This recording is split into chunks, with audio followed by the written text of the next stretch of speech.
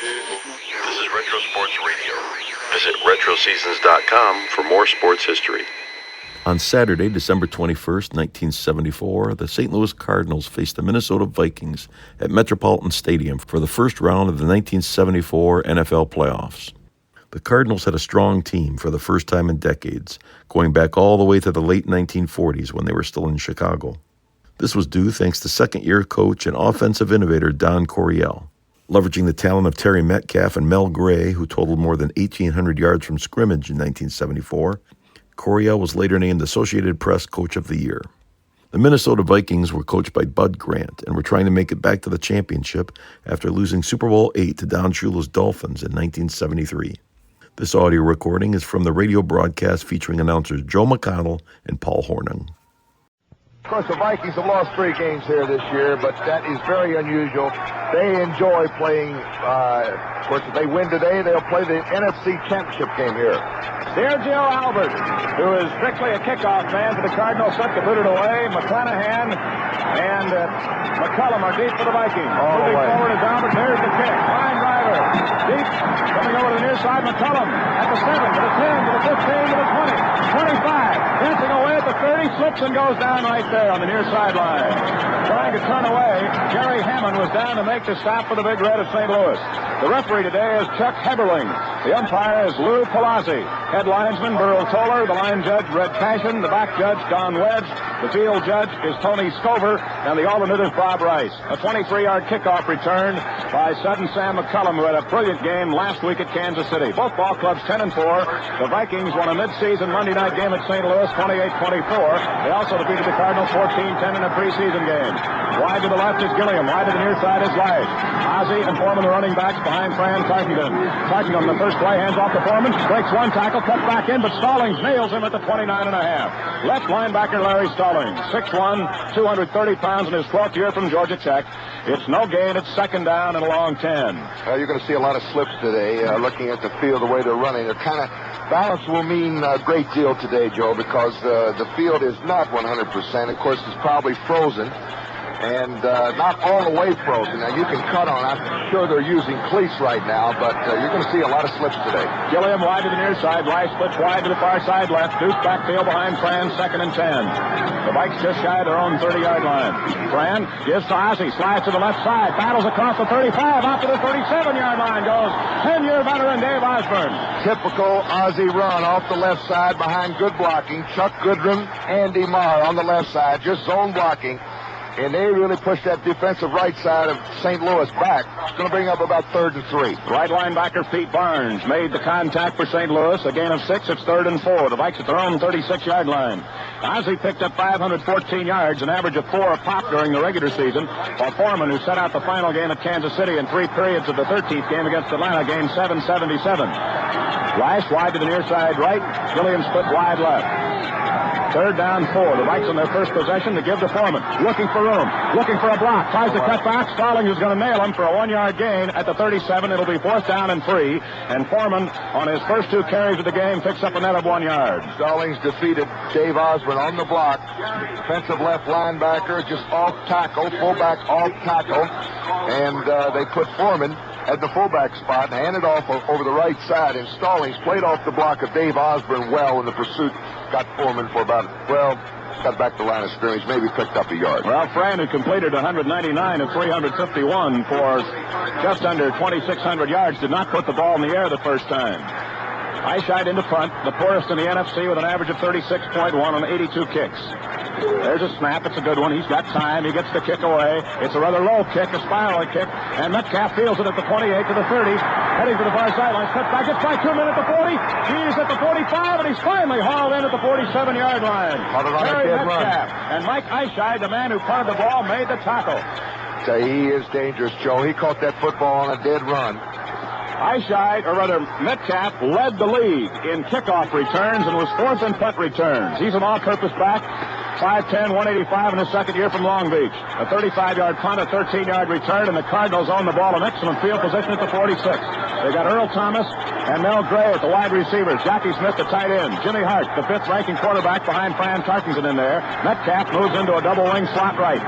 Here's the call now. Jimmy Otis, the other running back. And the handoff goes to Otis. Sliding to the right side, trying to turn the corner, gets by Marshall, battles across the 50, and gets into Viking territory to about the 48, maybe as deep as the 47-yard line. Almost a pickup of 8 yards. Jim Otis, and both teams, it seems, going at that fullback off the right side.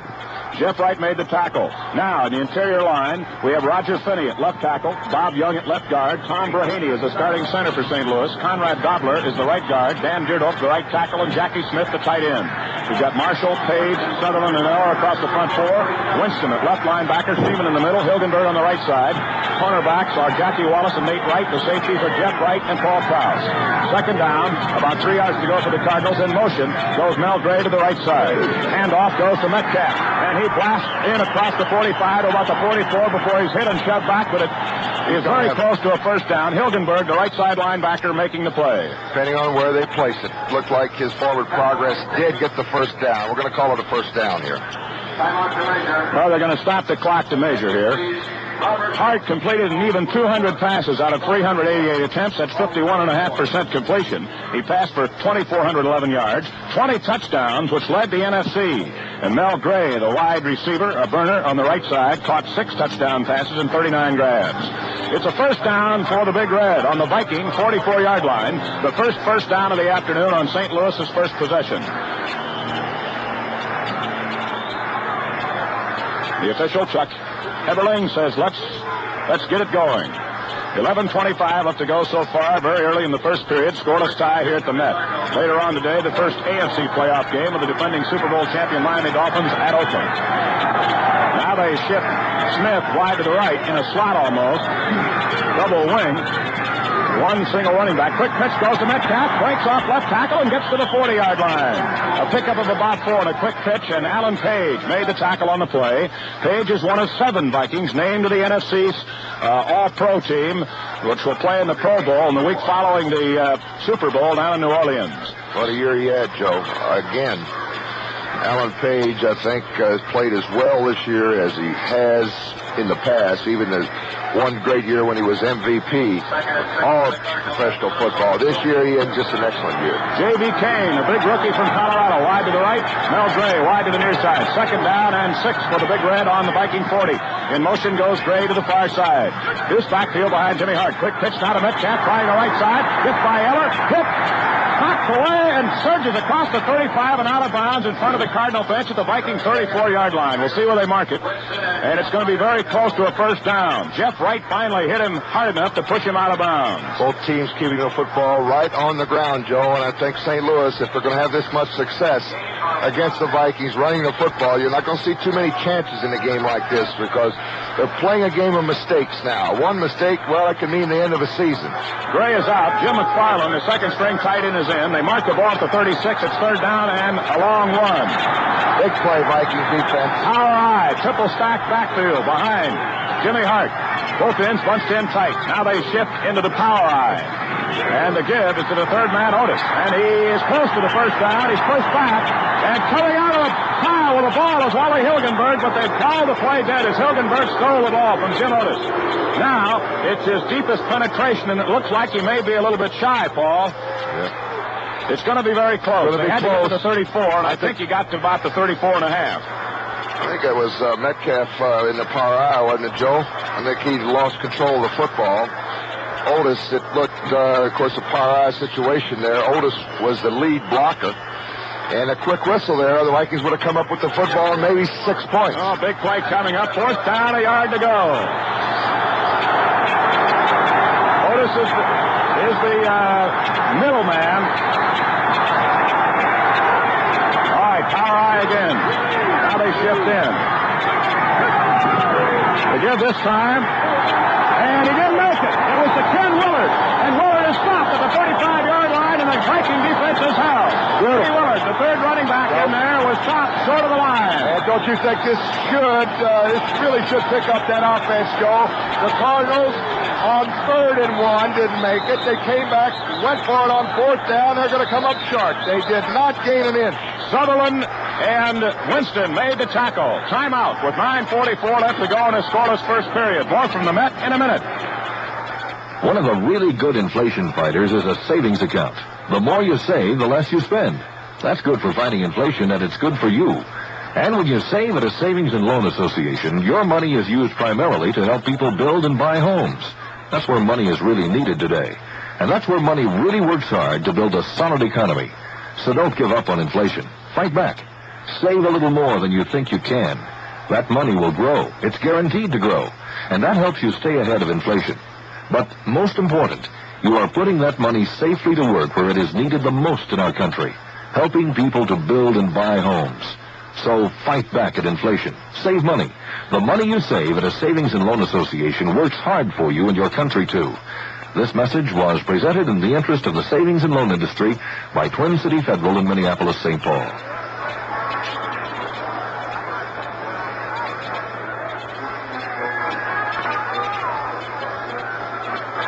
Joe McConnell and Paul Hornung back at the Met with a score tied. 0-0. The Vikings will take it over for the second time, just shy of their own 35-yard line. A big fourth down play made by left side linebacker Roy Winston, a 13-year veteran from LSU, and Doug Sutherland, who displaced Gary Larson in that front four for the Vikings about a third of the way into the season. Now the Vikes break the huddle. Jim Lash, who caught 32 passes, for 631 yards wide to the left, Gilliam wide to the near side.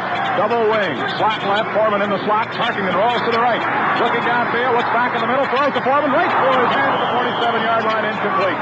He couldn't hang on. He was hit immediately by Pete Barnes, but it's incomplete. That's the first pass attempt of the ball game. It's 2nd and 10 for the Vikes. Roll out right, and they got Chuck Foreman, a receiver. They covered that flood pass well, the defensive left side of the Cardinals. A roll out right, Fran actually has got his split end to hit. He's got his tight end to hit. And he's got his running back out in the flat. Foreman was coming from the weak side on the left.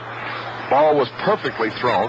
Fran picked his secondary receiver. Of course, Chuck leads his team pass receptions. He already caught 53 on the year. With 6 touchdowns and 586 yards. Double wing, slot left. Foreman now wide to the near side. This is the formation we saw against the Rams. Tarkenton rolls to the right. Now looks. He spins away. Cuts back. He's running inside the 30. Moving to the far sideline. Throws on the run. Incomplete. And attempting to hit Jim Lash. He was chased by Counsel Rudolph. But Tarkenton finally threw it away. It'll be 3rd down and 10. He was forced. He rolled to the near side right. Was bottled up, couldn't find anybody open, had to run laterally all the way back across the far side of the field, and it was a foot race between Counsel Rudolph and Tarkenton to the far sidelines, and Fran finally just dumped it harmlessly out of bounds. Fran had to run. This football field is 53 yards wide. The ball was on the left hash mark. You know he ran at least 30 yards to the right and about 45 going back to the left. All for no gain. It's 3rd and 10. Again, Lash wide to the left, and this time Gilliam will line up in the slot to the left. The backfield of Deuce. Ozzie on the left, Foreman on the right. The Vikings have been characteristically a slow starting team in the last few ball games. Tarkenton back to pass, swings one out, caught, and out of bounds at the 45-yard line. And I believe it was Dave Osborne, Ozzie, who caught 29 during the regular season, knocked out of bounds at the 45, and it's going to be very, very close to the first down. I think the ball does not have to be to the 45-yard line. This is going to be on the far side away from our vantage point here, and I think it's going to be a first down, maybe by a hair, Joe, or if they do miss it, it's going to be two inches. Well, the chains had to be moved all the way over to the far side. Now, I think he made it. They're going to measure right now, and it is close. Usually when they look right, it's going to be short. It's going to be short. Now, will the Vikings go on 4th down and an inch? I think they are. Run it, Bud. No move from the sidelines. They're going to go for it. They're going to go for it. Absolutely going to go for it. Randy Alderman comes in. Alderman and Kingsrider come in. Alderman, of course, the last of the original Vikings. A 15-year veteran, the offensive captain at left tackle. Lash and Gilliam, the wide receivers, go out. Kingsrider, a second-year tight end from Minnesota, into the game to block. Hope they make it. If they don't, and this happens to be one of the big plays, which it inevitably will be, there'll be some question about this. Well, it's 4th down and less than a yard. The Vikings gambling here on their second possession inside their own 45. Everyone wedged in tight in the goal line defense. Ozzie and Foreman, the running backs. Kingsrider is a wing on the left side. Here's the call by Tarkenton. And he gives to Foreman, who's got the first down to the 46-yard line on a jolt right up the middle. And Ozzie and Norm Thompson have a little exchange after the play. Ozzie was the man who carried the ball. And the hometown fans show are on their feet. They love it. You know, I really don't know why, if you really think about it a little bit, fans love to see teams go on fourth down. And if a coach does it, I would say 10 times out of the year, he's probably going to be wrong 7 times. Percentages are against you. First down for the Vikes on their own 46-yard line. Slot left. Gilliam lining up inside Jim Lash, and the snow continues to fall here at the Met. A little heavier now. It started about 20 minutes before kickoff. Fran gives to Foreman, sliding off right tackle, and he battles his way to about the 48-yard line. A gain of 2+. It'll be second down and a long 7. Bob Rowe, the big defensive tackle, an 8-year veteran from Western Michigan, made the stop for the Big Red. One play, Joe, I'm sure we're going to see, and we're seeing a little bit different. Of course, Foreman is a running back. You have to call him a running back, not a halfback or a fullback, because of the fact that even, look at today, he's been in the fullback position. When the fullback plays are called off tackle, they just switch it around. Ozzie goes to the right halfback and blocks for Foreman. Second down, 8, Minnesota. The Vikes on their own 48. Slot left. A&B circle. This backfield, Ozzie on the left, Foreman on the right, behind Fran Tarkenton. Mick Tingelhoff, 13-year veteran from Nebraska to center, snaps the ball. Fran drops back to pass. Now looks around on the right side. Foreman has it to 42 to 40. Answers and gets out of bounds. But the Big Red 37 at first down. A&B circle, Joe, and he beat Larry Stallings on a good move. And actually, a linebacker is really at the mercy of a running back. A guy like Foreman is going to beat Larry Stallings, who's a 12-year veteran out of Georgia Tech. Especially on a kind of field, because he has the option of cutting in or out. Now, what he does, he was lined up on the weak side. The tight end was lined up on the left. Foreman was in the right halfback position, and you have to key your middle linebacker. If the middle linebacker comes your way, you break outside. If he goes to the tight end side, you're going to break inside. 14-yard pickup, first down, Vikes on the Big Red 38. Slot left again. Gilliam inside, Jim Lash.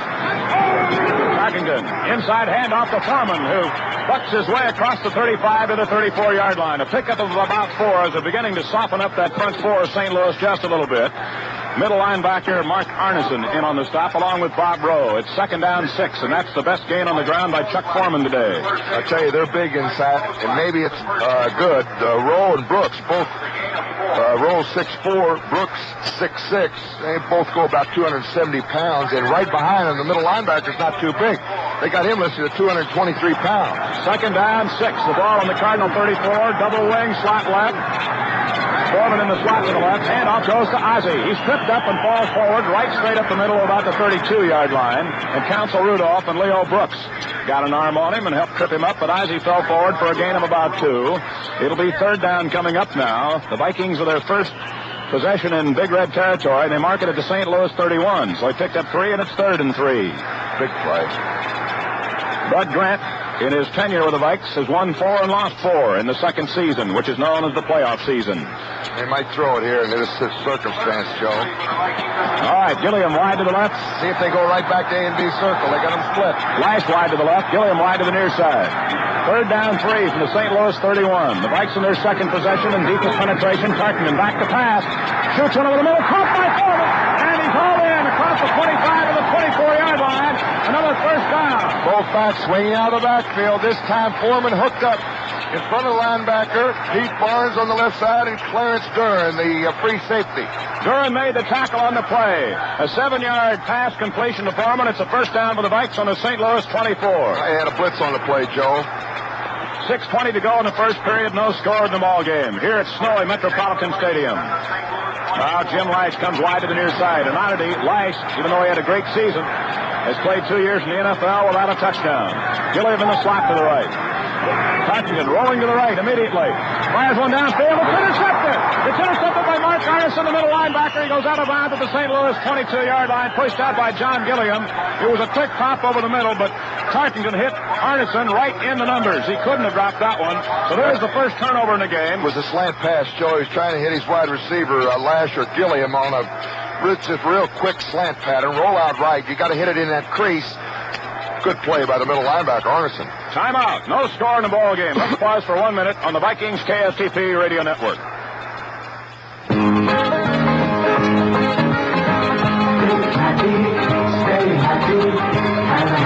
day to day. Work better, live better, the Twin City Federal Way.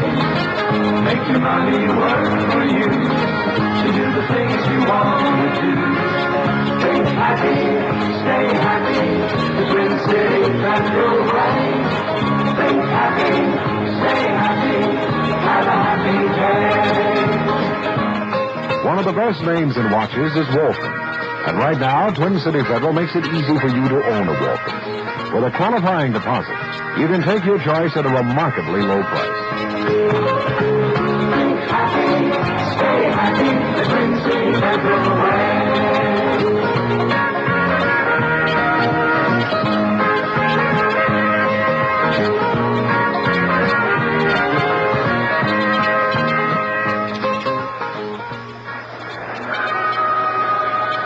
Well, the first turnover of the football game kills the Vikings' first real threat and gives the Cardinals the ball back on their own 22-yard line. Tarkenton was intercepted only 12 times all year, passing for 17 touchdowns.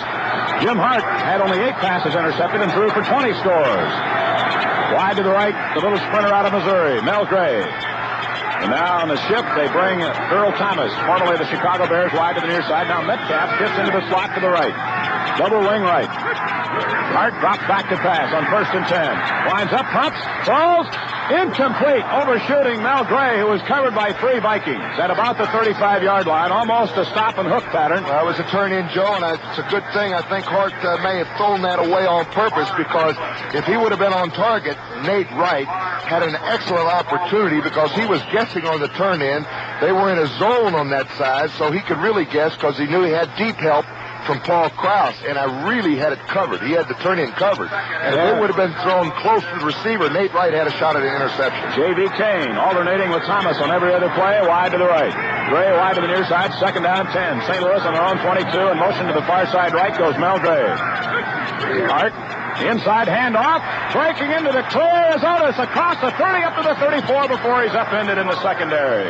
Jim Otis on a quick pop right up the middle on trap blocking, got free. Roy Winston finally caught him in the Vikings secondary, but it's a big 12-yard gain on the ground, 1st down St. Louis. Joe, speaking of the Vikings secondary, I noticed Paul Krause, and of course, if you're familiar with Minnesota Viking football, you know he is one of the excellent free safeties that ever played a game. Today, he's playing a little bit deeper. Now, the reason for this, on that last snap, Krause looks like a center fielder. He's standing about 13 to 15 yards deep from the line of scrimmage.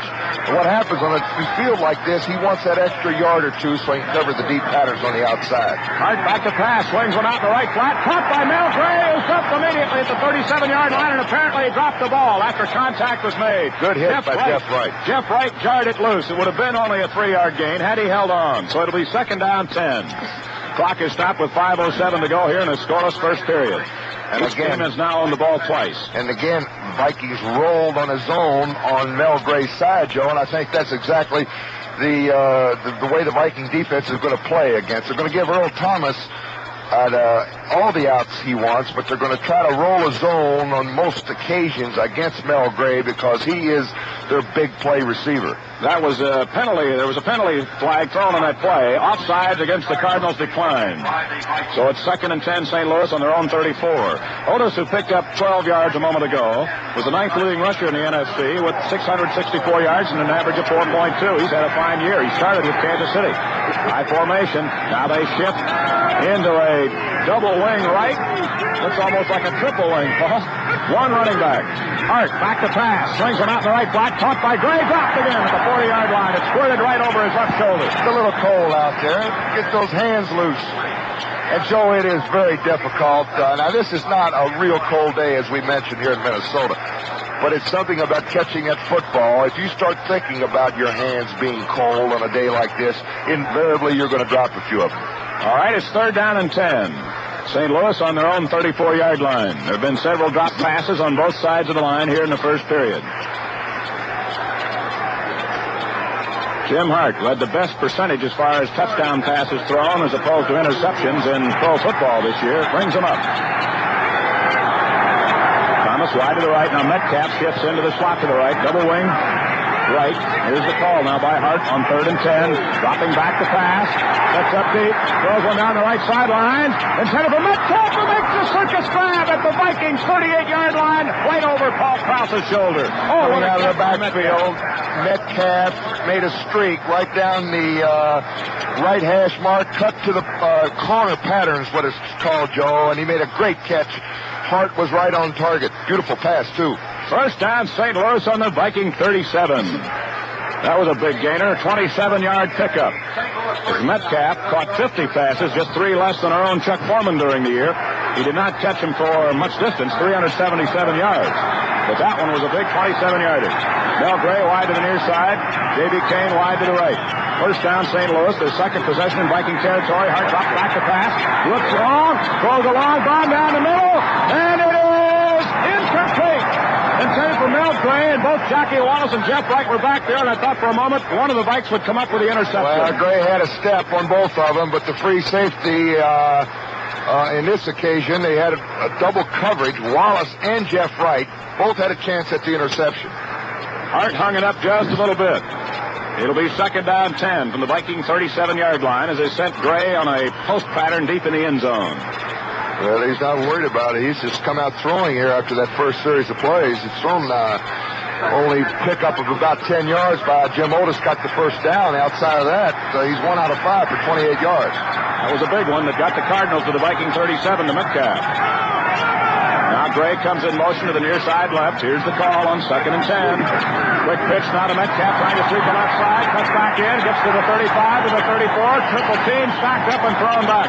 Jimmy Marshall was around his ankles. Wally Hilgenberg hit him high along with Jeff Wright and pushed him back. Marshall made a real fine play there. Yes, defensive right end. He was actually, they tried to cut him down. Tight end. Marshall got away from it. Thomas out. J.B. Kane is in. Kane caught a 40-yard touchdown pass against the Vikings earlier in the season. Now here comes Terry Brown, Bob Lurchma.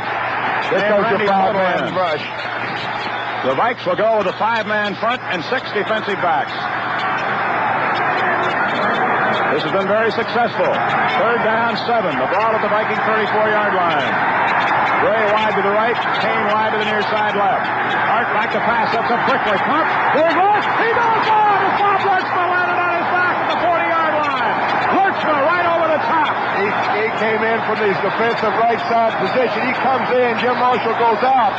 And Lurchma is being hugged around the sidelines, coming up with a big sack here. The Vikings defense, the 5-man rush. Not too many teams used it. And you remember we have talked about this in the past.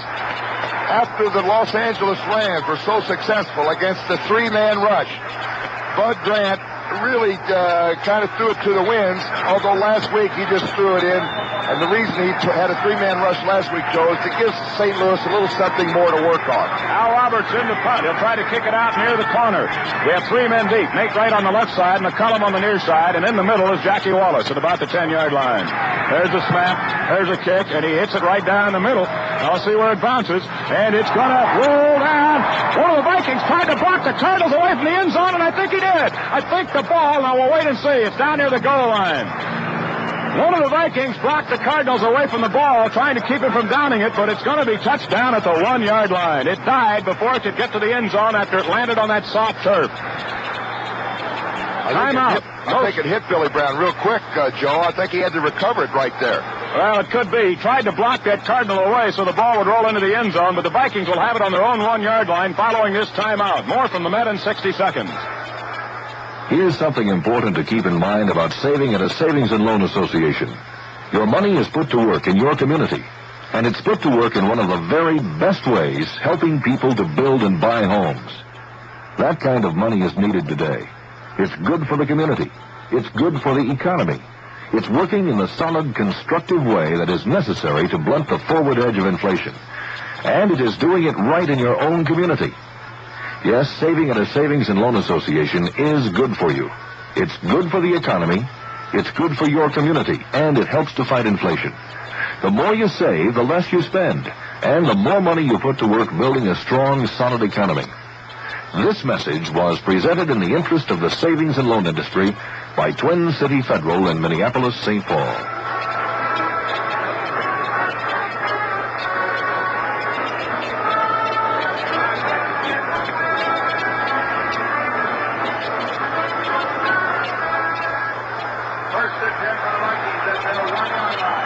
down for the Vikes on their own one. Slap to the near side right. Gilliam lining up inside Jim Lash. A 39-yard kick by Hal Roberts. Handoff, and it goes out to about the 4-yard line. Chuck Foreman picking up about 3. A clarification on that punt. Billy Brown got back down there. He was initially going to try to block one of the Cardinals away from it. Well, when the ball hit the ground, it bounced into Brownie, and he had to dive on it to recover it, or otherwise it might have been a St. Louis ball at the 1-yard line. Now it's 2nd down 7. Vikings on their own 4-yard line. Back in the huddle. Fran wants to either give him a different play or a different count. Gilliam wide to the left, Lash wide to the near side, 2nd down 7. The Vikes on their own 4-yard line. Cardinals stunning at the line. A hand off to Foreman, who burrows out to about the 8-yard line. Get big first down. Vikings can get it here. Foreman on the 2 straight carries inside. The ball rested inside the 1-yard line. Now it's short of the 10-yard line. Call it to 9. Well, it's going to be 3rd down and 2, yes. 2+ to go. Leo Brooks made the stop, along with Mark Arneson, the middle linebacker. Very, very big possession for the Vikings now, and 3rd down and long, 2 to go on their own 9. I still say, of course, nothing to nothing. You can't take too many chances. Great passing down right here. Lash wide to the left, Gilliam wide to the near side right. Fran gives it to Ozzie, and he did not make the first down as the roof caved in at about the 10-yard line. Going to be 4th down about 1, but the Vikings did give Eichheit a little room to punt the ball. Well, they tried the defensive left side. Arneson, the middle linebacker right there. Brooks and Counsel Rudolph also in a real tight situation.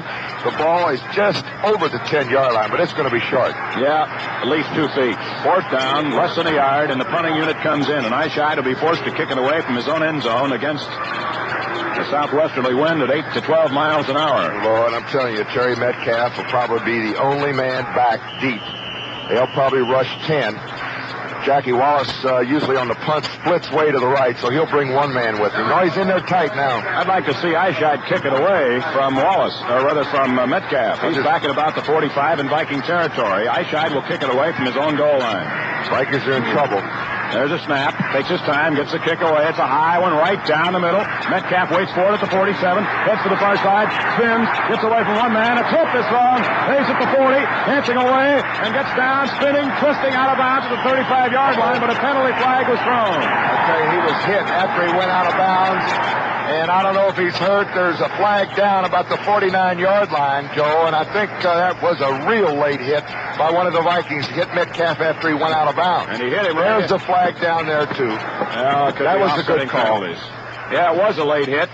And it was a rather needless one after the penalty flag was thrown. And the guy who did it picked a very dangerous spot to do it, right in the middle of the Cardinal bench. It might have been Brent McClanahan who hit Metcalf a little bit late.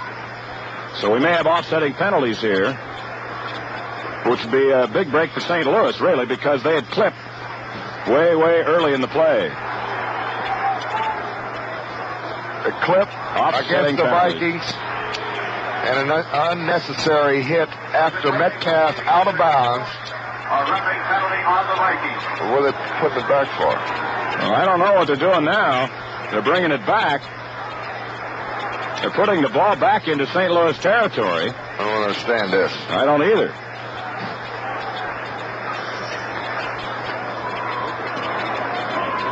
This ball club's just kind of milling around right now in midfield as the official started back across the 50-yard line. And now they put it, I guess where he at caught the it. Minnesota 46-yard line. Matt Blair apparently was the man who got the late hit. A clipping penalty on the Cardinals was called against number 52, Jack Levesque. Jack Levesque on the Cardinals special unit was called for the clip. Against the Vikings, Matt Blair. And Blair to offsetting penalties, and they'll give St. Louis the ball at the 46. Now, I thought they'd kick it over in a situation I would. like I that. would, too. I'm going to have to get a... Well, I'll just soon take it right here. First down, St. Louis at the 46-yard line in Viking territory. Thomas wide to the near side. Gray split wide to the right. High formation. Metcalf and Otis the running back.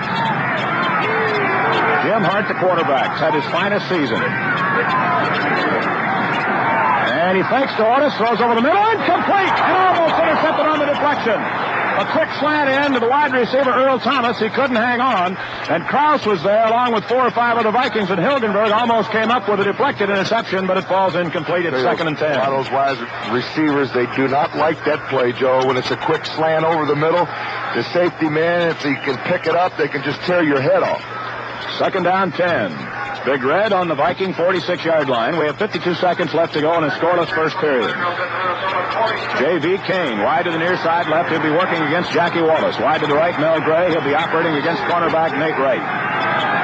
Loose backfield. Now Gray comes in motion to the near side left. Hart fakes outside pitch, gives to Otis up the middle. He's hooked at the 43-yard line. A great tackle. Sutherland. Oh, Doug Sutherland made a beautiful tackle that play. As he caught him from an angle and dropped him. A gain of about 2.5. 3rd down and a long 7. Again, Thomas in with a play from head coach Don Coryell, who's done a masterful job in turning this Cardinal franchise around. Here comes bench runner Bob Lertzma in with a defensive backfield. They'll go with a 5-man rush with the 6 defensive backs. Terry Brown and Randy Polo come in this situation. Now we got 6 defensive backs and 5 down linemen. Well, he used it once before and got a sack. Hart back to pass. He's got plenty of time this time. Wings it out. Incomplete intended for Earl Thomas. He was hit by Jackie Wallace. He dropped it on the 29-yard line. Getting a little cold down there. You got to just relax those hands. He might have been out of bounds anyway, Joe. I think he lost the sidelines there. Jackie played that one very well. Jackie played it, timed it beautifully. 4th down, 7. 10 seconds left to go in the first period. The ball at the Viking 43. And Roberts, who hit a soft one down the middle to the Viking 1-yard line a moment ago, will try it again. Again, the Vikings drop 3. Wallace in the middle. Nate Wright on the left side and protecting that corner, and Sam McCullum protecting the near corner on the right side. Roberts standing a little bit deeper than average. Gets the snap. Moves forward. There's the kick. High floater. Again down the middle. The Vikings want to let it go. This time it bounces out of bounds at the 1-yard line. It was saved. It was saved down there by Steve Jones, who tipped the ball before it crossed the goal line. Vikings in a hole again, Joe. Beautiful play by Steve Jones that time. There's the end of the first quarter. No score in the ball game with the Vikings deep in the bottle. A 41-yard kick on that play, and the Vikings will have it on their own 2-yard line when the second period resumes. No score in the game. Play continues in 1 minute on the Minnesota Vikings KSTP Radio Network. If you want to know what Christmas means, it's best to ask children. Somebody did, and Twin City Federal brings you some answers. What is Christmas? Christmas is the time of year when everyone acts like they're supposed to. Now, that's a straightforward answer. And here's another one that Twin City Federal would like you to think about. What does Christmas mean? Candy and toys, Santa and noise, pushing and shoving, hauling and lugging, and love. All the folks at Twin City Federal hope that you are spending Christmas with the people you love in a place that is home to you. May you have a Christmas that is rich in hope, happiness, warmth, beauty, and love. This message comes to you on behalf of all the Twin City Federal offices where the famous twin clocks flash time and temperature. Think happy today. That's what Christmas is all about.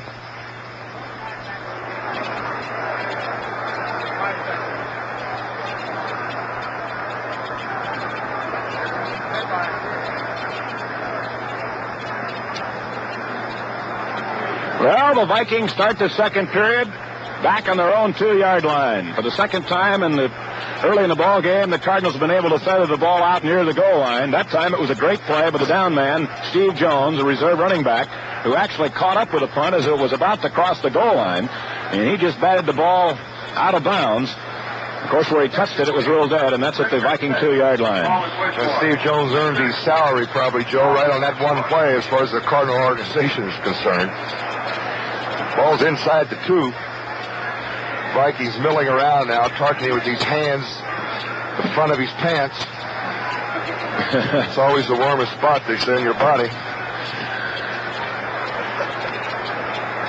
It is. It's a natural thing. You always see football players go right there. I didn't say anything. All right, first down, Vikes on their own 2-yard line. Actually, about the 1.5. It's closer to the 1 than the 2. Slot right. Gilliam lining up inside. Jim Rice. The running backs are Ozzie and Foreman. Tarkenton hands off to Ozzie, and he gets maybe 2. He was stacked up right in the center of that big red defensive line. There's a late, of course, the whistle blew. I think he lost control of the football. Cardinals came up with it, but it's going to continue to be Viking football. Well, they mark it at the 5, so Ozzie picked up about 3.5. It's second down, and completely zone blocking, trying to wedge him out, Joe, and that ball's inside the 1. They double team one of the defensive down linemen, the tackle there, and just hope they pick up 3 or 4. Second and a short 7. Now they have a slot to the near side left. Gilliam lining up inside Jim Lash. Now they go to a double wing with Ozzie as a wing back to the right. The give is to Foreman. Foreman looking for running room and falls forward to the 9-yard line. He was stopped almost standing straight up at the 6, and all of a sudden lunged forward and picked up an extra 3 yards. Very big. Now it'll be third down and about 2.5. The ball at the Viking 9. I'll tell you, it's a dangerous running back, Joe, on 3rd and 2, 3rd and 1, because most of your linebackers almost take themselves out of the play as far as pursuit is concerned. Now, a guy like Foreman gets a little trap block, gets by that first flow, could break it for a long run. All right, again, slot left. Gilliam inside Life. Third down, a long 2. The Vikes on their own 9-yard line. First possession in the second period. No score. The give is to Foreman. He struggles. He didn't make it. He tried the right side. He was hit just across the 10 and shoved back, and they'll see where they mark it, but I think he's going to be at least a half-yard shy at best. They'll be close. First quarter stats. Minnesota and the Cardinals both had 3 first downs. Rushing, St. Louis 37, Minnesota 27. Passing yards, St. Louis 23, Minnesota 30. So net yards, very, very close. The Cardinals with 60, Minnesota with 57. Fran was 3 out of 6 for 30 yards in the first quarter. Hart, 1 out of 7, had at least 2 or 3 dropped. Well, they're measuring. Oh, they got it! I didn't think there was any way. First down for the Vikes by... what a big first down. Had to be a lace in the ball somewhere. The ball was just across the 11-yard line. So the Vikings pick up a big first down. 13:31 left to go. No score in the first half. Now Lash wide to the right. Gilliam comes wide to the near side left. See if Fran now opens it up a little bit. Cardinals gapping the line on the defense. Fran back to pass. Has time. Swings it out. Caught by Foreman. Gets the block. He's to 15. Twisting to the 19-yard line. Andy Maurer gave him a great block out on the right flat. He cut back inside Maurer and cut upfield about the 19-yard line on a great twisting run. Well, that's the third catch for Chuck Foreman today. Stalling made the tackle. Fran's completed 4, Joe. All 3 of them going to Chuck Foreman. Second down, 2. The ball just shy of the Viking 20-yard line. The other pass Frank completed was to Ozzie, so he's gone to his backs on all his completions. Lash wide to the near side, Gilliam foot wide to the right. This is a good passing down on second and short. Instead he gives to Ozzie, who gets to the 20, well, just across the 20, and he got chopped down right there, and a flag is thrown. On the right side, too, I think it was number 62. That would be Ed White. Ed White. Bob Rowe and Jankowski made the tackle for St. Louis. And it's going to be a penalty against the Vikes. Holding call, and that will move the ball from the 19 back to the 9 and make it second down and about 12 to go. St. Louis, I'm sure, will take the penalty. Ed White is the man. Yep, they're going to bring it back. Well, it's at the 10. So that makes it now second down and a short 12. 12.5 minutes to go here in the first half. No score. The Vikings, after a drive that took them to the St. Louis 22-yard line where they were intercepted by middle linebacker Mark Arneson, who did not pick up a pass all year. They've been bottled up ever since then with a kick out of bounds on their 1 and a kick out of bounds on the 2. Gilliam wide to the right, Lash wide to the near side left, second down 12, the Vikes on their own 10-yard line.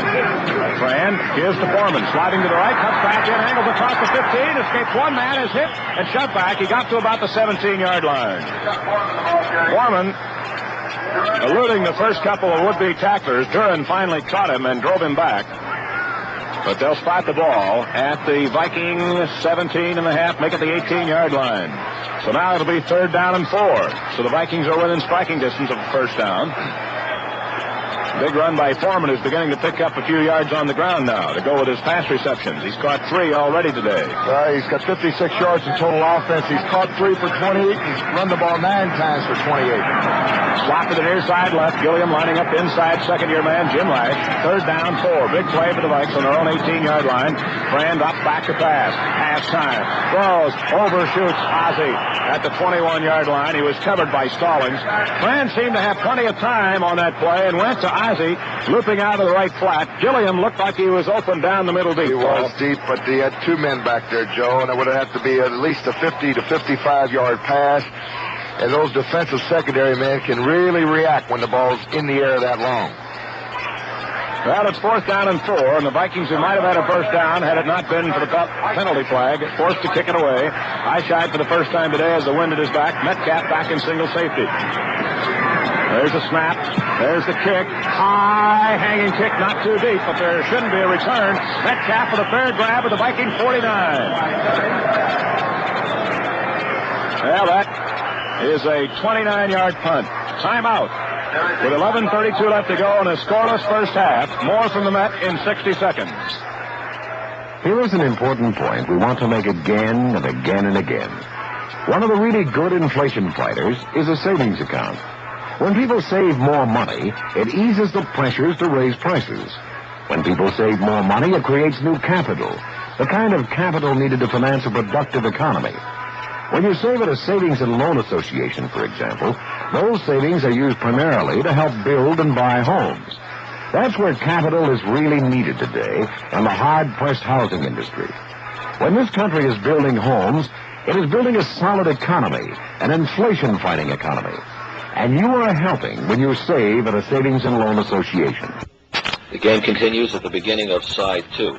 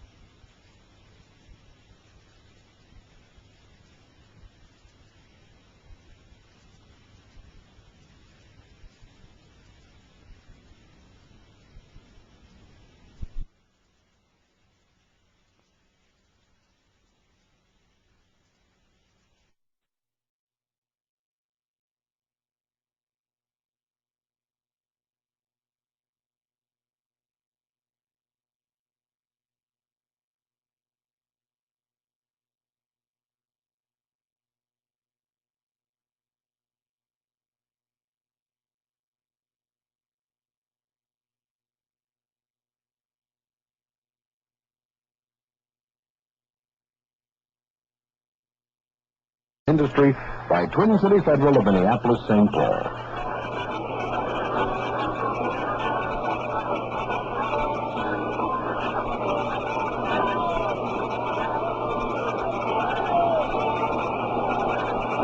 Joe McConnell and Paul Hunting back at snowy Metropolitan Stadium. The flurries have abated here. We got a Gray over Sasuke, a rather sloppy field. First down for the Cardinals on the Viking 49. No score. Cardinals have had the great field position. Gray wide to the near side, split wide to the left is Earl Thomas. Running backs, Otis and Metcalf. Now in motion to the left goes Gray. And Gray sprinter. Hand off to Metcalf, coming back against the ball. Up to the outside, clears the corner to 45. Runs across the 40 to the 39. He was hit around the ankles by Paul Cox and helped him middle linebacker Jeff Seaman, but he beat the cornerback on the play in the sweep to the near side. Both these offenses rely a great deal on their running backs. Metcalf had an outstanding year with St. Louis, Foreman for the Vikings, and they do the same things in their offense. It's so close, Joe. They go to the air, they catch the pass on the big play, they run the football. Metcalf, of course, is probably the most dangerous punt return man in the National Football League. Well, Metcalf and Heron, I think, would have to rank in the top two, without a doubt. He was about 3 inches short of the first down. It'll be second down and inches to go. The ball on the Viking 39. That play there, I think Nate Wright had a shot at it for maybe a 2-yard gain. He broke it, got to the outside, he picked up 9 yards. And that's the difference of great running back, Joe. Most of your backs probably would have been stuck one-on-one there with maybe a pickup of 2. Your great backs will lose that first man and make a 9-yard gain. J.B. King, wide to the left. Running wide to the near side. Next one, opportunity for Hart to gamble and throw deep. High formation. Now they shift into the deuce. Otis on the left. Metcalf on the right. Long count by Hart. And he gives to Otis. Fakes Otis. Throws over the middle. Incomplete. Knocked away from that play by Jeff Wright. He didn't even see the football, too, Joe. His back was to the pass. The ball Hart through was just a little bit behind Milgray, about the 27-yard line. Just about a half step behind, and I think that was the difference of it being completed. As it was, it almost came up lucky for the Vikes. Gray goes out, and Ken Willard replaces him as a third running back. Willard has been around a long time. He's in the top 10 and NFL career rusher. Let's say that pass could have been caught, Joe. Really good catch. Those are the kind of catch you got to come up with. First now, 1 out of 8 for 25. All right. Third down, less than a yard. The ball to the right. 39. Now Willard skips over to the right. And again, goes to Otis, and he gets the first down, but not by much. He was stacked up with little or no running room at all, but he did pick up the first down inside the 39. All he needed was about 3 inches. Alan Page hit in there very hard, along with Jeff Seaman, the middle linebacker, and Doug Sullivan, the other inside man of the front four for the Vikes. First down for the Cardinals, just shy of the Viking 38, a gain of a yard. And Gray and Kane come in. Thomas started out, now goes back to the Cardinal bench across the way. 10:24 left to go in the scoreless first half, and again the Cardinals are in Viking territory, where they've been most of the day so far. Gray wide to the left. Good J.B. Kane. 6'4", 220. Wide to the near side right. And here comes Gray in motion to the near side. Hart gives Metcalf on the sweep to the left. Cut back in. He's grabbed by Helden. Goes fumble at the 40-yard line. I think the Cardinals got it back big time. Willis is there. And he did. He got it back at the big red board at the Viking 41-yard line.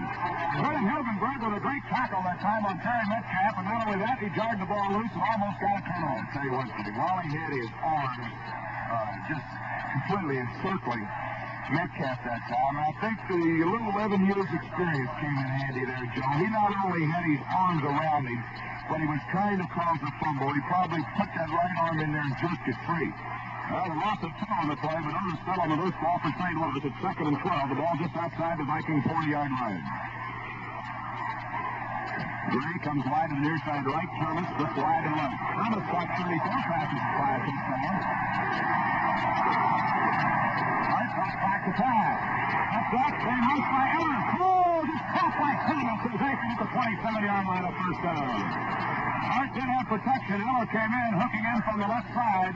Hart stepped up just in time and hit Earl Thomas, who was tackled by Paul Cox. But a gain of 13. It's a first down for St. Louis on the Vikings 27-yard line. Turning pattern, that is one of the main plays, Joe, against zone defense. You give that quarterback enough time, and he'll pick you apart if they can run a deep turning on you, because Krause, they rotated that time to the weak side. And it perfectly, as far as the defense is concerned, they want the roll to the zone to Thomas' side. All right, Gray slipped wide to the right, now the delayed shift. Wide to the left goes J.B. Kane. First down, St. Louis on the Viking 27. In motion to the left goes Little Gray. Hart gives off to Metcalf. This time he flies the middle. He's hit at the 24 and rolls to about the 22. We'll see where they spot the ball. He was tripped up by Alan Page. And they're going to spot it at the 22-yard line. The pick up a 4 at second down 6. Well within the range of Jim Bakken.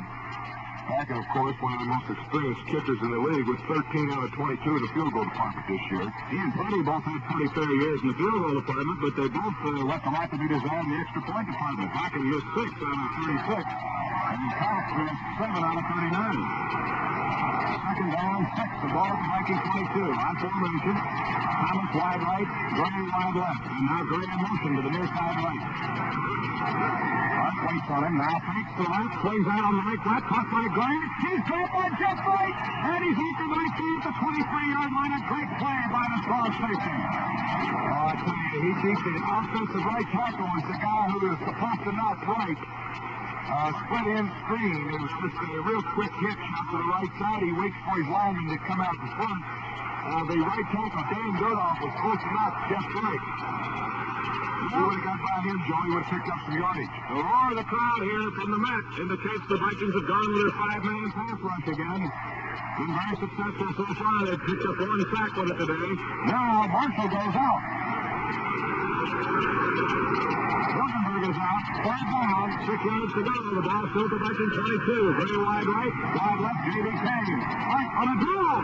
Here's the Metcalf to the 15. Cuts back to the 10. And down he goes at the 9-yard line. First and goal. St. Louis. And a flag is thrown. It may be a late hit. Maybe a face mask. Hunt Sullivan was the man who made the tackle on Metcalf. A good call by Hart on the draw. The delay. Real good blocking up front. Just caught the Vikings in that 5-man rush, really going after the passer. The penalty flag was thrown against St. Louis. Oh, what a break for the Vikes. That came after the play was already over. It's going to be a first down. It'll be a first down, but it'll move it back from the 9, probably to the 24-yard line. Take a late hit or a late block on Jeff Wright. Yes, that's what it was. 15 big ones. Oh, what a break for the Vikes. And the ball goes back to the Minnesota 24-yard line. Anyway, it might be third down. Now they're going to roll it. He had the first down made. Well, they still got the third down marker on the near sideline. So it will be third down again and 8 yards to go. What a break. Conrad Dobler, the right offensive guard, was the man who was guilty of that infraction, and that might well be the biggest penalty of the game. No question about it. Now it's third down and 8 for St. Louis at the Vikings 24. Gray wide to the near side. Thomas put wide to the left. Now Metcalf lines up with a double wing right. Hart drops back to pass. Three miss. That's it. He's got running room. He's to the 15. And he's up into the 14-yard line. He's got the first down. Everyone dropped back. And Hart stepped up inside, eluding the rush. Had nothing but wide open daylight in front of him. Nate Wright finally came up to upend him at the 14-yard line. But it should be enough for the first down. It is. Let's pause 10 seconds for station identification on the Vikings KSTP radio network. 20 degrees in the Twin Cities. Southwest winds at 12 and light snow falling at 1 o'clock. KSTP, St. Paul, and Minneapolis. Oh, big play by Jim Hart. Now, J.B. Kane wide to the near side. Wide to the left is now Gray. He comes in motion again to the near side right. Left and hands on the 14. Hand for Metcalf. Pitching. Hit down at the 13-yard line. The Wally Hilgenberg made a great ankle tackle as he leaned over the blocker and caught Metcalf as he faked to the outside and tried to cut back inside the blocker. It's second down 9. The ball on the Viking 13. Page also right at the point of attack, Joe. Great lateral movement, Alan Page. It's amazing, 245 pounds. You know, I was thinking last night I ran into Wally Chambers, who, in my estimation, plays as close to Alan Page as anybody in professional football. Wally's up there visiting Chuck Foreman. They're very, very good friends, but they made an acquaintance in the All-Star game a couple years ago. Second down 9. Gray wide to the near side, foot wide to the left is Earl Thomas. The ball on the Viking 14-yard line. And dropping back to pass is Hart. Throws it out, it's caught. And It's a touchdown! And it might be the play, and Jackie Smith will have to wait and get the number. No, it's Earl Thomas. Earl Thomas slammed in as he was put wide to the left, cut diagonally across the field, made the grab at the 5-yard line, and barely got it across the goal line. And the Cardinals have taken a 6-0 lead here at Metropolitan Stadium with 5:05 to go in the first half. And it was a second down play, a 13-yard touchdown pass from Jim Hart. Plenty of protection, Joe. He just waited for Thomas coming across from the left side to clear the linebacker. He put it right on the money at the 4-yard line. He went in from there. Well, the Big Reds scored first. They had plenty of opportunities. The kick by Bakken is good, and the score now, St. Louis 7, the Minnesota Vikings nothing. We'll pause right now on the Minnesota Vikings KSCP Radio Network. As Viking fans, you're probably well aware of the new rule changes put into effect this season. They don't change the game of football all that much. They just make it more entertaining. More entertaining for you, the fans. And I'd like to say that same principle applies to Twin City Federal's Pass Card. A TCF Pass Card doesn't change your way of saving money. It just makes your savings account more useful and makes saving a little easier. For instance, Pass Card speeds deposits, lets you make out withdrawals faster, gives you an instant receipt, and automatic quarterly statements. It also turns on TCF's new 24-hour total tellers, the Happy Machines. Day or night, you can use the Happy Machines to deposit or withdraw money, cash checks, and make mortgage payments. And there are a lot of other things you'll be able to do with Pass Card in the future. So stop in with those famous twin clocks flash time and temperature soon. And ask about Pass Card, TCF's new way of making your savings account more useful.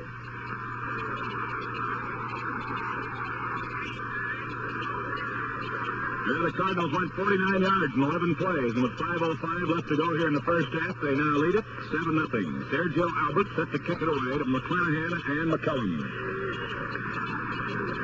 13-yard touchdown pass, Hart to Earl Thomas. Well, they're still holding it up. Couldn't be the television got in late, did it? Crowd a little bit upset. We have very few no-shows here today, despite the local telecast. The Vikings are true football fans. There's a kick, high in the veranda, lifting to the right side. McCullum at the 9, to the 10, to the 15, the 20, up the middle of the 25, to the 30, and he got caught from behind and dropped to the 34-yard line. Gary Hammond made the play. You're going to hear some crowd noise now. They want this Minnesota Viking offense to come to life. An interesting note on Hammond. He caught only 2 passes for 14 yards at a wide receiver behind Mel Gray, but he threw one pass this year, and it was good for the longest touchdown pass of the year in the NFC, 81 yards to the tight end, Jackie Smith. First down Vikes on our own 35-yard line. Gilliam wide to the near side. Put wide to the right now is Jim Hart. It's the best field position the Vikings have had since their second possession. And off goes to Ozzie. Sliding off right tackle and battling up to the 39. A gain of 4. It'll be second down and 6. Stallings made the tackle with help from Arneson, the middle and left side linebackers. I tell you, they're really trying to test that defensive left side to St. Louis, Joe. They've been off tackle, I bet, 50% of the time against Council Rudolph and Leo Brooks and Larry Stallings. All right, Gilliam wide to the near side. Put wide to the right now is Jim Hart. Second down, 6. The Vikings on their own 39-yard line. Tarkenton fakes to Ozzie, gives the Foreman, coming back. He breaks away at the 45, the 50, the 45, and down to the 43-yard line. Goes Chuck Foreman, transfer, and finally haul him down. A little counter move on the inside. Taking Ozzie to the right, giving back to Foreman, cutting against the grain. He chopped it open, broke a tackle, and almost sprung it. 18-yard pickup by Chuck Foreman on a running draw, Joe. He let Ozzie cut in front of him. He was lined up a little bit deep that time. Halfback kind of delayed draw right up the middle. Cross blocking up front, and he got a hold. First down, Vikes on the St. Louis 42-yard line. 19-yard pickup by Chuck Foreman. Flash wide to the right, Gilliam wide to the near side. The call now by Fran Tarkenton. And the fake, this time the Foreman, he dumps it out to Ozzie at the 40. Ozzie shoots to the far side across the 35, and he's pulled down on the 33-yard line. He just lowered his head and got the last 4 or 5 yards. Jimmy Talbot and Clarence Stone up over the top to make the play for the Big Red. While he was open, Joe, they had a blitz on the left side. Larry Stallings, the linebacker over there, blitzed. They faked the same play they just picked up 19 yards on. They faked the rollout draw this time. Now Stallings on a blitz. Tarkenton just jumped up a little bit. Little basketball pass. It was a spiral, and he was wide open in the vacated area. Stallings, that would have been his man on a normal pass route. Second down, a yard to go. The ball in the St. Louis 43. Gilliam wide to the right, Rice wide to the near side left. Tarkenton looks at Rice, calling out the signals behind Nick Singlehout. And off goes the Foreman. He's got the first down to the 30-yard line again, wedging it out behind Ed White and Ron Yeri, working against Leo Brooks and Council Rudolph. The left side of that Cardinal front four. It's a first down for the Vikings on the St. Louis 30-yard line. Our second deepest penetration of the ball game. 2:38 left to go in the first half. St. Louis leads it 7-0. Foreman has 50 yards now, 11 carries. He also got 28 free pass catches. It would be ironic if he cracked the century mark today on the ground. No Viking did it during the regular season. Ozzie had 98 on 2 occasions. Again, Gilliam wide to the right, Rice wide to the near side. First down, Vikings on the St. Louis 30-yard line. Fran gives to Foreman again, wedging it out off the right side, and he gets about 4 more down to the 26-yard line to continue to run that same play. Man, they're always going off the right side, Joe. Mark Arneson, the middle linebacker, made the tackle. Well, Leo Brooks and Council Rudolph have their hands full today trying to hold out Ed White and Ron Yeri, the two strongest men on the Viking offensive line. Well, the 2-minute warning is now being given to both benches. So timeout with a score, 7-0. St. Louis over the Vikings. More from the Met in 60 seconds. There are two very important kinds of interest, and you get them both from your local Savings and Loan Association. You get a generous rate of interest. You can always be sure of that. Your money is always there when you want it. All the money you have saved, plus the generous interest you have earned. Another important kind of interest is the interest that your local Savings and Loan Association has in your own community. The money you save is put to work helping people build and buy homes. And that is in the very best interest of your community. Savings and loan money stays in your community, works in your community, and it helps to build the solid kind of economic base that takes the edge off inflation. Interest that makes your money grow. Interest that helps to build the community. You get both kinds of interest from your Savings and Loan Association. This message was presented in the interest of the savings and loan industry by Twin City Federal in Minneapolis, St. Paul.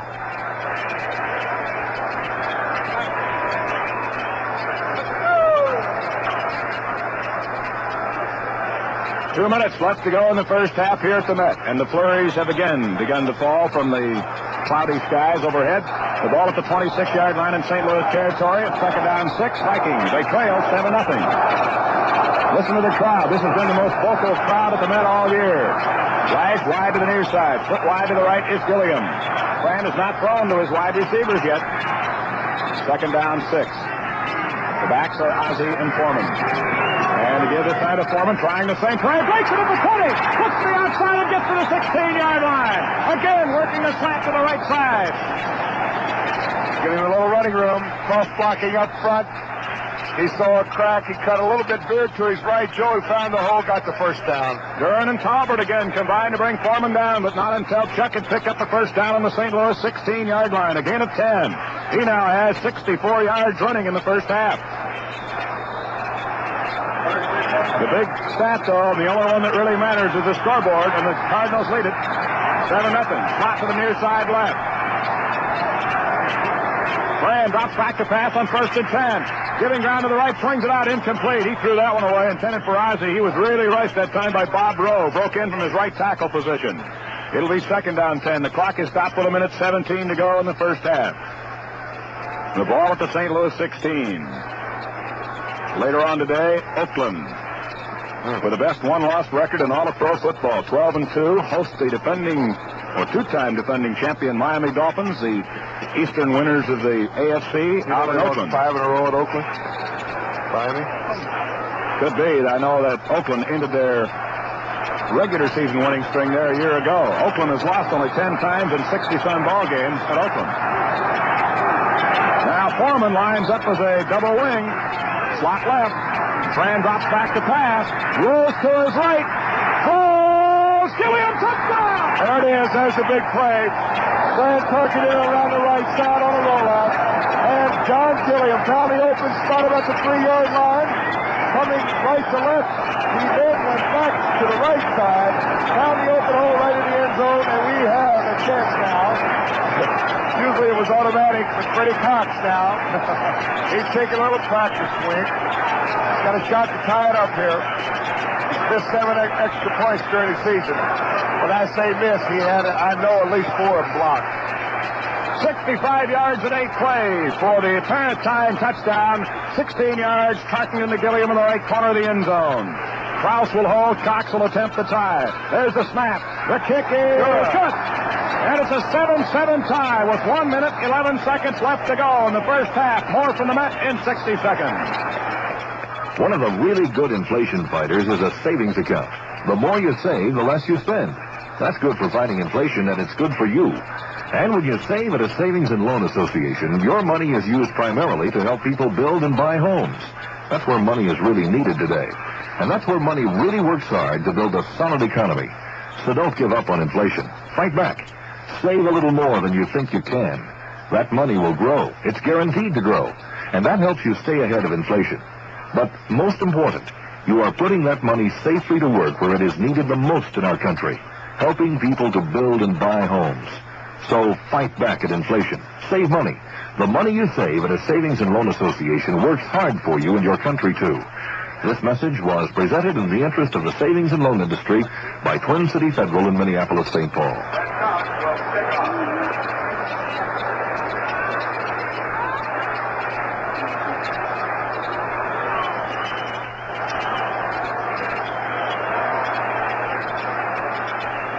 Well, a brand new ball game. 7-7 as the Vikes get set to kick it off to St. Louis with 1:11 left to go in the first half. Metcalf is the deep man. They also have Gary Hammond back on the left side. And I can't tell who the third deep man is on the near side. We'll pick it up if they kick it to him. Man to be staring into the face of that kick team. Cox line drives it into the wedge, and it's taken by a linebacker who puts it back to Metcalf. He's at the 30, the 35, and he's hit, bounces off, and then goes down at the 37-yard line.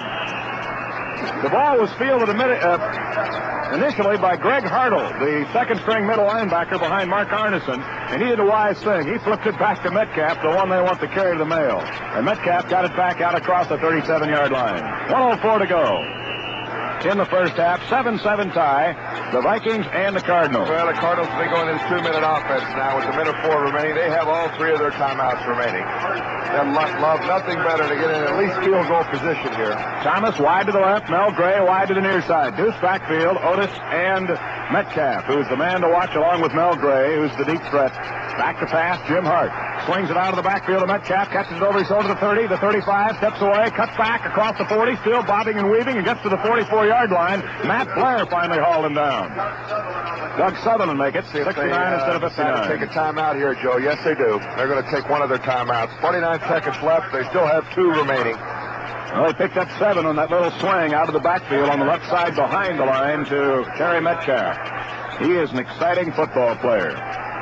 He probably has the best lateral moves of any running back in the NFL.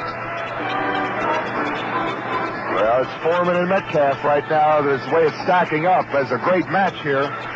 Metcalf has got 41 yards rushing and 10 carries. He's picked up 35 yards on 2 catches. So possibly both Terry Metcalf and Chuck Foreman will probably go over the 100 yards today combined. Well, they'll be teammates in about a month from now in that Pro Bowl game. Foreman already has 92 yards in offense. He's caught 3 for 28, 64 yards on the ground. Well, they've got the original Viking down there in the St. Louis camp, the team trainer out there with nothing on but a little short-sleeved red shirt, and he trots off to the far sidelines. I don't know whether that's for a psychological boost to the Cardinals or not. Of course, Bill Brown, of course, as everyone knows, up in Viking land, always used to play without the sweatshirt or anything, the short sleeves, no matter how cold and miserable it was up here. Well, it's 2nd down 3. The Cardinals own the ball just shy of their own 45-yard line. We have 49 seconds left to go in the first half. It's deadlocked at 7-all. Gray wide to the near side. Split wide to the left is Earl Thomas, who caught a 13-yard touchdown strike from Jim Hart on the last possession. Now it's a double wing right as Metcalf moves in the slot. Hart dropping straight back to pass. Pump, throws, long one. underthrown and behind Mel Gray, who tried to come back for it at the 35. He was covered by Jeff Wright. Nate Wright was too far out on the sidelines. The ball was underthrown. It'll be third down. A deep hook, about a 15-yard hook, Joe. He would have been open, but he lost his footing at the 35. The field a little gummy. 44 seconds left to go in the first half. It's third down and 3. Al Roberts, who has done an outstanding job of putting the Cardinals in great field position defensively, is loosening up on the sideline in case he has to punt it away. Twice he's kicked the ball inside the 2-yard line. Kane wide to the left, Gray wide to the near side right. Third down 3. Cardinals at their own 45. On a fake. Give this to Metcalf. Looking for running room. He socks in, but he cuts back. And finally goes down at the 47 or 8-yard line. He appears to have the first down. Jeff Seaman had him blocked off in the backfield, but Metcalf eluded him. And Carl Eller finally caught him as Metcalf got upfield. And it looks like he did pick up the first down. We have the precise angle on this one, and they do pick up the first down by the width of the ball at their own 48-yard line. And the Cardinals take their second time out. They have one remaining with 27 seconds left to go in a very exciting first half. Tomorrow, we've already indicated that Oakland hosts Miami later on today. Tomorrow on the other first-round NFC game, the wild card team, the Washington Redskins, are at Los Angeles against the Western champion Rams. And the Skins pretty handily defeated Los Angeles 2 weeks ago at the same Coliseum. And in the AFC first-round game tomorrow, the Eastern champion Pittsburgh Steelers, with an awesome front four, take on the wild card team, the Buffalo Bills, with the incomparable O.J. Simpson at Pittsburgh. The winner of this game today, whether it be St. Louis or the Minnesota Vikings, will host the NFC Championship game a week from tomorrow.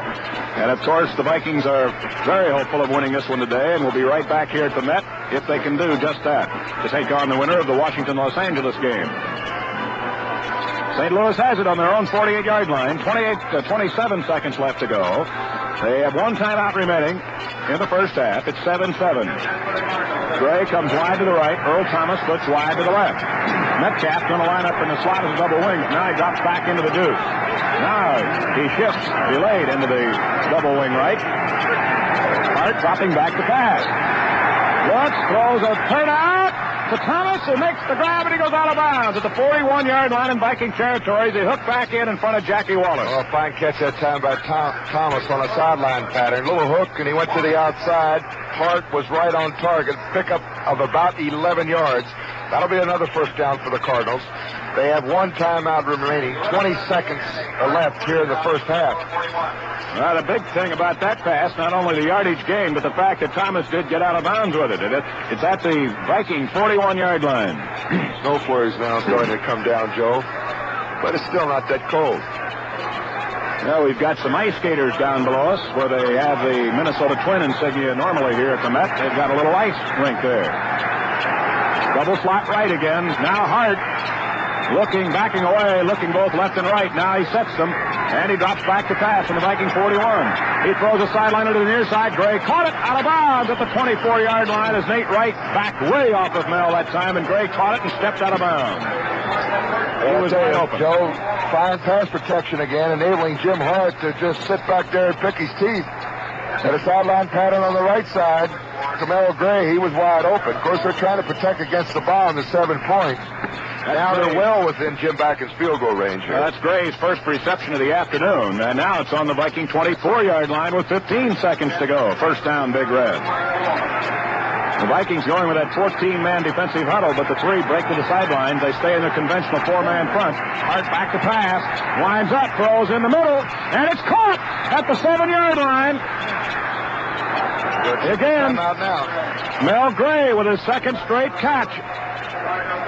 Wallace made the tackle on the play, but it's first and goal St. Louis at the Viking 6-yard line with 6 seconds to go. Well, see, actually, they could really have time for one quick play, Joe, a turnout or a slant. They can get that off well within 6 seconds. But again, the coaches are just a little bit leery. You know, the clock, they might let it run down that extra second or two, and they might blow an opportunity for a field goal, so they're going to bring Backen in right here. Well, they have no timeouts remaining, and that's really the key, because You can run a playoff in less than 6 seconds, but if the man does not get out of bounds and he stops short of the goal line, you're out of luck, as well as time. And so Bakken is in to try for the field goal. Paul mentioned it a bit earlier. He is 13 out of 22 in the regular season, as longest to 47 yards. Former quarterback at Wisconsin.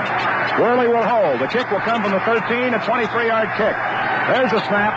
There's the ball. There's the kick. It's up. And it is no good. He hooks it wide to the left from 23 yards out. I don't think Bakken believes it either, Joe. He's a disgusted man right now. Bakken hooked it to the left. What a break for the Vikings. Oh.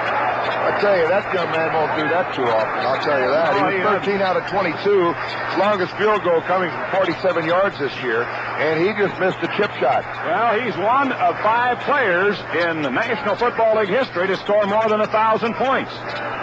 1,074 for Mr. Bakken, but he never missed a bigger one right there. It's not easy to miss one from there. Well, there's 3 seconds left to go in the first half, and it looks like the Vikings are going to be lucky to escape with a 7-7 tie here at half. Gilliam wide to the right, Lash wide to the left. Tarkenton just falls on the ball. And there's the end of the first half. And Counsel Rudolph exchanges some pleasantries with Dave Osborne as the gun sounds, and the teams head to their respective locker rooms. The end of the first half here at Metropolitan Stadium in snowy Bloomington, Minnesota, with a score. The Minnesota Vikings 7, the St. Louis Cardinals 7. Let's pause for 1 minute on the Vikings KSTP radio network.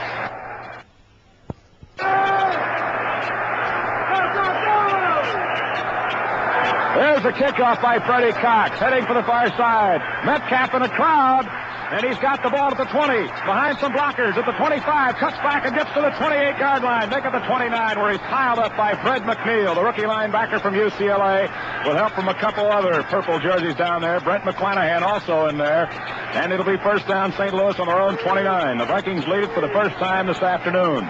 Set up by Jeff Wright's interception, and ultimately put in front by Fred Cox's 37-yard field goal. As the defense, Joe, are going up. I'd like to get the attendance here. I don't think there's that many no-shows here today. Well, you don't see very many. All right.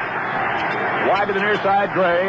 Now they shift in the double slot right with Metcalf as a double wing right. Wide to the left is Earl Thomas. Hart hands off to Otis. Turns the corner, falls, and he cuts across the 30 to the 31-yard line. Pretty good block that time by Terry Metcalf. Had a standoff. Jeff Wright gets credit for the tackle, but Otis lost his footing as he tried to cut back in as he turned the corner. He picked up about 2 yards. It's second down and 9. The Cardinals have not had bad field position all day, and Jack Blasey to my right, who handles the phones for us in the broadcasting booth, says this might well have been St. Louis's worst field position of the day, starting out on their own 29. Now Jackie Smith, who has not been thrown to today, the tight end, slips wide to the left. Unusual, Joe. They have not gone to the fine tight end. Oh, the double wing with the tight end split. The pitch to Metcalf. Almost fumbled. He did. He closed it out to Mike Thomas. And he's ready to score.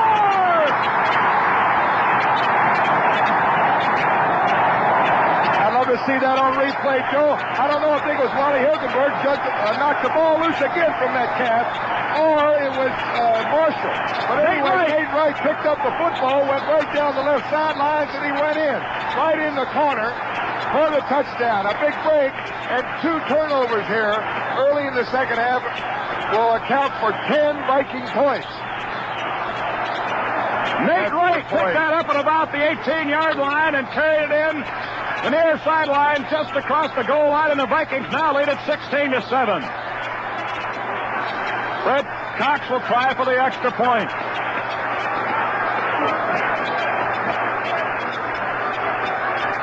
There's a snap. There's the kick by Freddie the Foot, and it's 17-7. The Vikings lead it. Nate Wright officially a 20-yard return on the recovered fumble for the touchdown.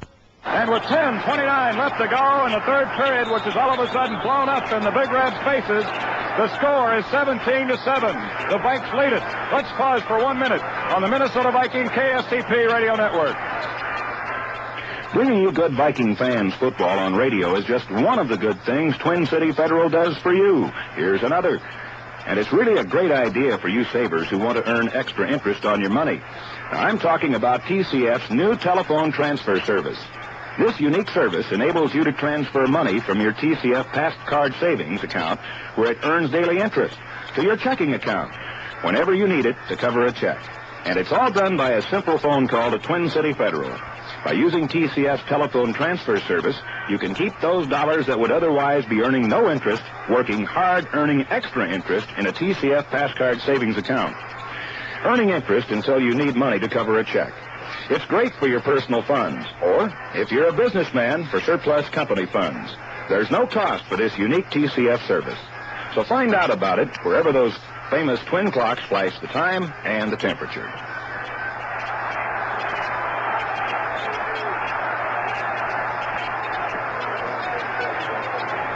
Joe McConnell and Paul Horling back at the astonished Metropolitan Stadium.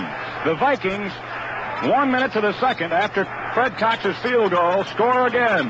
The first touchdown of the year for Nate Wright.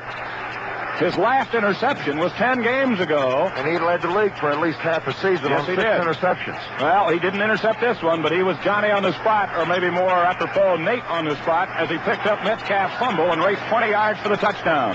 So the Vikings have scored 10 points in a minute and lead it 17-7. Cox kicks off again. Metcalf waits for it at the 10. Behind the wedge to the 20. 25, cuts to the left, back up the middle of the 30, and up to the 35-yard line.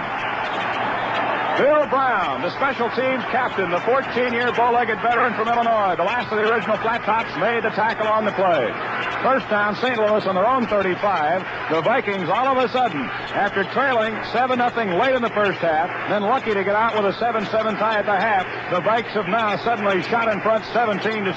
They got that veteran lineup. Matt Blair has been replaced today by Roy Winston on the left side. They got Hilgenberg, Seaman, and Winston. Wide.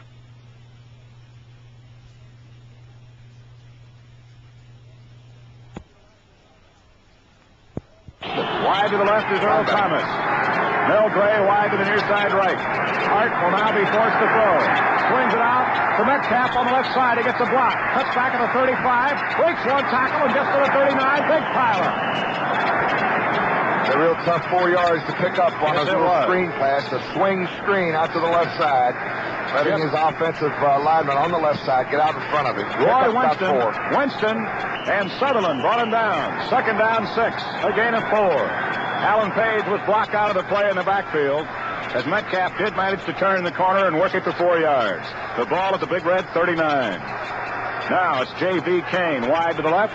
Mel Gray wide to the near side, and Jackie Smith, their fine tight end, is also split wide to the near side. Smith split about 5 yards. They've not thrown to him today, which is quite a surprise. He caught 25 during the regular season. Hart back to pass. Quick square out on the left side, and it's trapped incomplete at the 46-yard line, intended for Kane, and Hart threw it into the muddy turf here at the Met. It'll be third down and 6 yards to go. And if the Vikings can hold them here and march down for another score, the route might be on. Here comes Lutz McConnell and Terry Brown in as the Vikings go with a 14-man huddle. We'll wait and see now whether they go with a 5-man pass rush with the 6 defensive backs. Well, they're sending Hilgenberg out right now, along with Seaman and Winston, the linebacker, so they'll go with a 5-man front. It's third down and 6. The Cardinals on their own 39. Double wing. Smith is also split. Rolling to the right now as Hart swings it out in the right flat. Overshoots with intended receiver Mel Gray. Nate Wright was covering on the play. It's fourth down 6. That was a turnout to the near side at the 47. A little bit high at that time. 5'9". Mel Gray could have used about 2 or 3 more inches, and it would have been a completed pass. Is this the first punt for St. Louis today? I think it is. No. It's the first one in the second half. Of course, the 2 punts that Roberts kicked in the first half bottled the Cardinals up both times. Right at the 1-yard line. Roberts in the punt, averaging 40 yards in the first half on 2 kicks. One that was dead at the Viking 1, the other one at the Viking 1.5. He'll not get it there this time unless he kicks the hide out of it. There's a snap back, there's a kick, and he did not get a good one. He shanked it. It bounces at the 38, inside the 35, and it's going to roll dead at the Viking 33-yard line where the Purple Gang will put it in play, leading it 17-7. Wally right in the middle of another pile-up. Well, that's a 28-yard kick by Hal Roberts, his first poor effort of the day after 2 sensational kicks in the first half. He kind of squibbed that one off the right side of his foot. The Vikings have it just across the 33-yard line. We'll call it the 34. 9:13 left to go in the third period. The Vikings have scored here twice Both times set up with a defense. One on an interception, which led to a field goal. The other on a fumble recovery and return for the touchdown. Gilliam wide to the near side left, but wide to the right is Jim Lash. Here's the call now by Tarkenton. And he makes the wide. He drops back. The pass goes along with intended for Lash. And it's intercepted and dropped by Norm Thompson, who led the secondary for St. Louis with 6 interceptions on the year, and he had a better shot at that than the intended receiver, Jim Lash. His Fran hung that one up a little bit at the big red 30-yard line.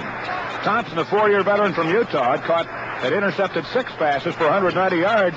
He'd run one back, 56 yards for a touchdown. So it's 2nd and 10 as Fran went to the bomb on the first play. The Vikes have won 6 NFC Central Division titles in the last 7 years. They've been to the Super Bowl twice. They've not come up with that big gold ring, and they're hoping to this year. This is the Cardinals' first playoff game of any kind since 1948 when they were back in Chicago. The last title was in 47, the Charlie Trippy era. Tarkenton inside the 40, breaks it at the 40, 45, and in at the 49-yard line. 14-yard pickup by Chuck Foreman. Hey, let me tell you, he was one ankle from going all the way, but Clarence Duran tripped him up at the 46-yard line, and Foreman stumbled and fell at the 49, or he might have broken that one all the way. I think he's going to get his 100 yards today, Joe. He's got 83 and 15 carries. He's over the 100-yard combination day. He's got 28 yards on 3 catches. So that gives him 111 yards in offense today. Great day for Chuck Foreman. First down, Vikes on their own 49. Gilliam wide to the right, Lash wide to the near side. And Fran drops back to pass. Stays in the cup, throws along one intended for Gilliam. This side down the far side. He's got it. No, he's out of bounds. He caught it at the 10. 1 foot in, 1 foot out. He beat Norm Thompson down the right sideline, but Fran hung it up just a little long. Yeah. It's a percentage pass, Joe. When you throw the bomb along the sidelines, you'll always see the quarterback a lot of times lead a guy right to the almost the out of bounds. And why is that? To protect against the interception. Very, very close call there. As you said, Gilliam had Thompson beat by a step going down the right sideline. Fran just stood just a little bit too close to the sidelines. He had 1 foot in and 1 foot out. Ed White is back in the lineup after apparently having his ankle stepped on in the last series. And that's good news for Viking fans. 2nd down, 10. The ball at the Viking 49-yard line. Double wing, slot left. Here's the call. Fran drops back to pass on 2nd and 10. Throws it out. Caught by Stu Voigt, the tight end. He bounces off the first man and gets to the 40-yard line before he's knocked out of bounds. That's going to be a first down, too, Joe. He was pinned at the 45. He bounced away from Jimmy Talbert and picked up the necessary yardage, I believe. It's going to be very close. They're going to mark it back a little bit now. It's going to be close. I think he's going to be about the length of a football short. That's the first grab today for Stu Voigt, who caught 32 during the regular season. Good for 5 touchdowns and 268 yards. And they're going to measure. They bring the chains in all the way from the near sidelines across the way in front of the Cardinal bench to measure on this play. Well, a preliminary indication, the referee marked it a little bit closer to the 40, but they moved it back a little bit now. So I think they're going to come up just a little bit short. The game continues at the beginning of side 3 to set number 2.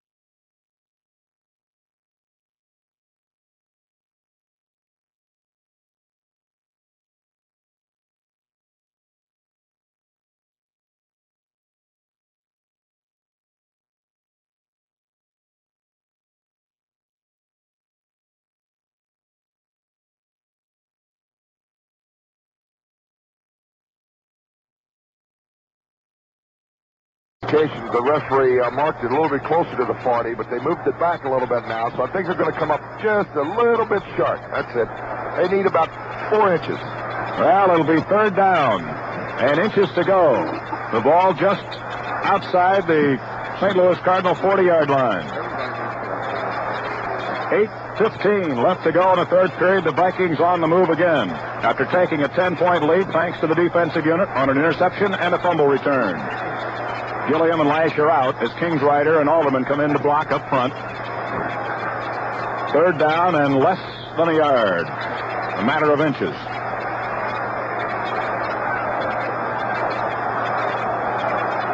Well, they break the huddle.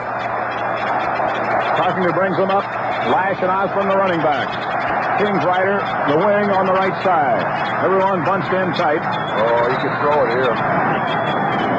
Fran gives out. Either dive for the first down across the 40.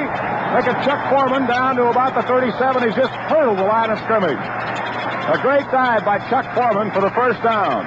And it's at the Big Red 38. First down, Vikings. Chuck Foreman having possibly his greatest game of the year, at least as a runner. I'll tell you one thing. Again, they're going off the defensive left side. They've worked it over all day. Now Gilliam splits wide to the right. Jim Lash again comes wide to the near side left. First down for the Vikes on the St. Louis 38-yard line. Fran Tarkenton drops back to pass. Sets up, throws the home run. He's got it. For Gilliam, he's got it for the touchdown. Down the right side, he beat his man by 5 yards. Well, if you don't succeed once. Fran Tarkenton experienced for 14 years. He had beaten Thompson a couple of times earlier on the fly pattern. He comes right back to him. And Gilliam was really streaking down the right sideline, Joe. Just that smooth gait. A real beautiful stride, and he just went by it. Beautiful pass by Tarkenton. 23-7. And a 17-point burst here in the first 8 minutes of the third period. Could really put this ball game out of reach. A 38-yard touchdown pass. Tarkenton to John Gilliam, who is having quite an afternoon against his former teammates. 66 yards in 7 plays. The snap, the kick, no good. It hit the upright. You're kidding. So Fred Cox has missed another extra point, his 8th of the year. But the score now remains with 7:32 to go in the third period. The Vikings 23 and the St. Louis Cardinals 7. More from the Met in 60 seconds. Here is an important point we want to make again and again and again. One of the really good inflation fighters is a savings account. When people save more money, it eases the pressures to raise prices. When people save more money, it creates new capital, the kind of capital needed to finance a productive economy. When you save at a savings and loan association, for example, those savings are used primarily to help build and buy homes. That's where capital is really needed today in the hard-pressed housing industry. When this country is building homes, it is building a solid economy, an inflation-fighting economy. And you are helping when you save at a savings and loan association. You are helping yourself. You are helping your country. Fight back at inflation. Save a little more than ever before. This message was presented in the interest of the savings and loan industry by Twin City Federal of Minneapolis, St. Paul.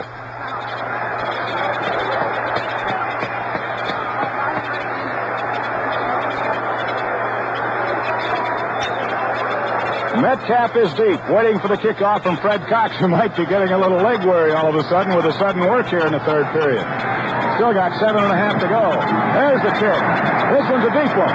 Metcalf waits for it at the 6, to the 10, to the 15, to the 20, to the 25, and he's buried at the 27 or 8-yard line. Fred McNeil, first one down, and he has done a good job on a special team. Yes, he has. He's been on 3 or 4 of those tackles.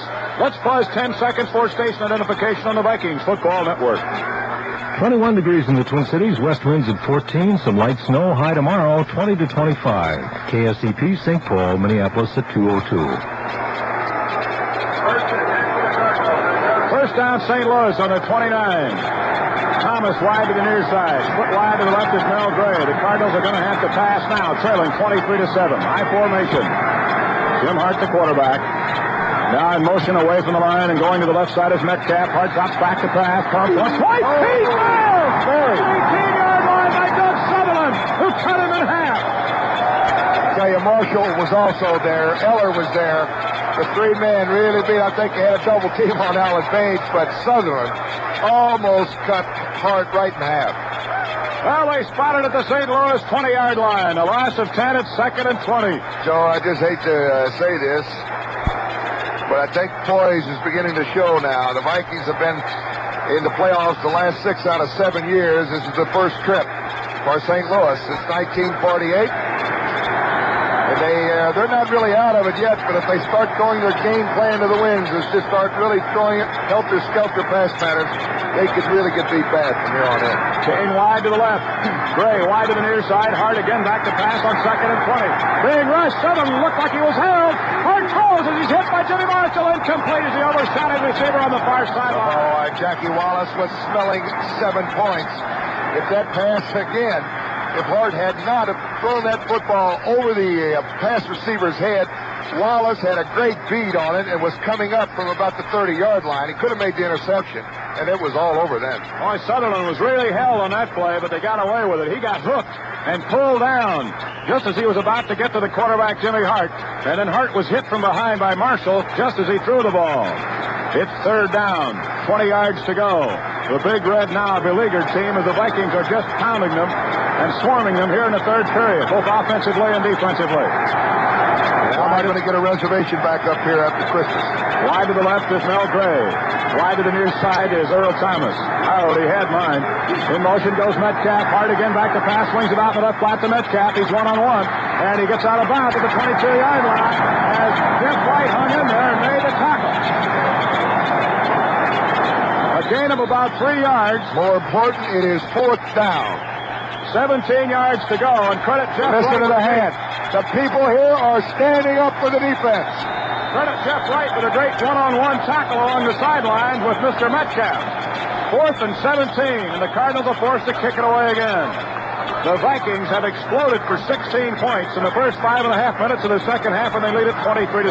They got a short man up about the 48-yard line. In case it is kicked short, Wallace will make the fair catch.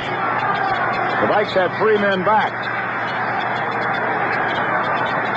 There's the snap, and there's the kick. A high kick, but not too deep. A lazy can of corn. But it bounces as Nate Wright lets it go. It bounced at the Viking 45, and it's going to roll dead at about the 40-yard line in Viking territory. And now the game has really turned in favor of the Vikes. Field position as well. Didn't want any part of that punt. They could have called for a fair catch, Joe, and probably got it about the 45 yards. They're lucky they didn't get a bounce a little bit further against them there. Ball only bounced 5 yards. Well, it's a soft field, and that gave St. Louis 2 big breaks in the first half. First down for the Vikes on their own 40-yard line. 6:29 left to go in the 3rd period. And needless to say, this has been the pivotal period of this ball game. The Vikes break out of the huddle, sending Jim Lash wide to the right. Gilliam again wide to the near side. He is pulled in 2 Tarkenton touchdown tosses today. Fran hands off to Foreman on the sweep to the right side, turns the corner, cuts outside across the 45 and stumbles across the 50-yard line where he's knocked out of bounds. A 10-yard sweep to the right, and he's close now. I think he's over the 90-yard mark. 95 yards and 17 carries.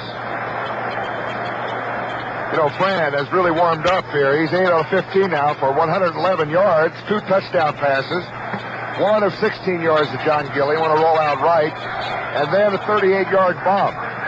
First down for the Vikes on the St. Louis 49-yard line. A pickup of 11 by Chuck Foreman. Wide to the right goes Gilliam. Again, Lash wide to the near side. The Purple Gang right now really putting it on St. Louis here in the 3rd period. A call by Fran Tarkenton.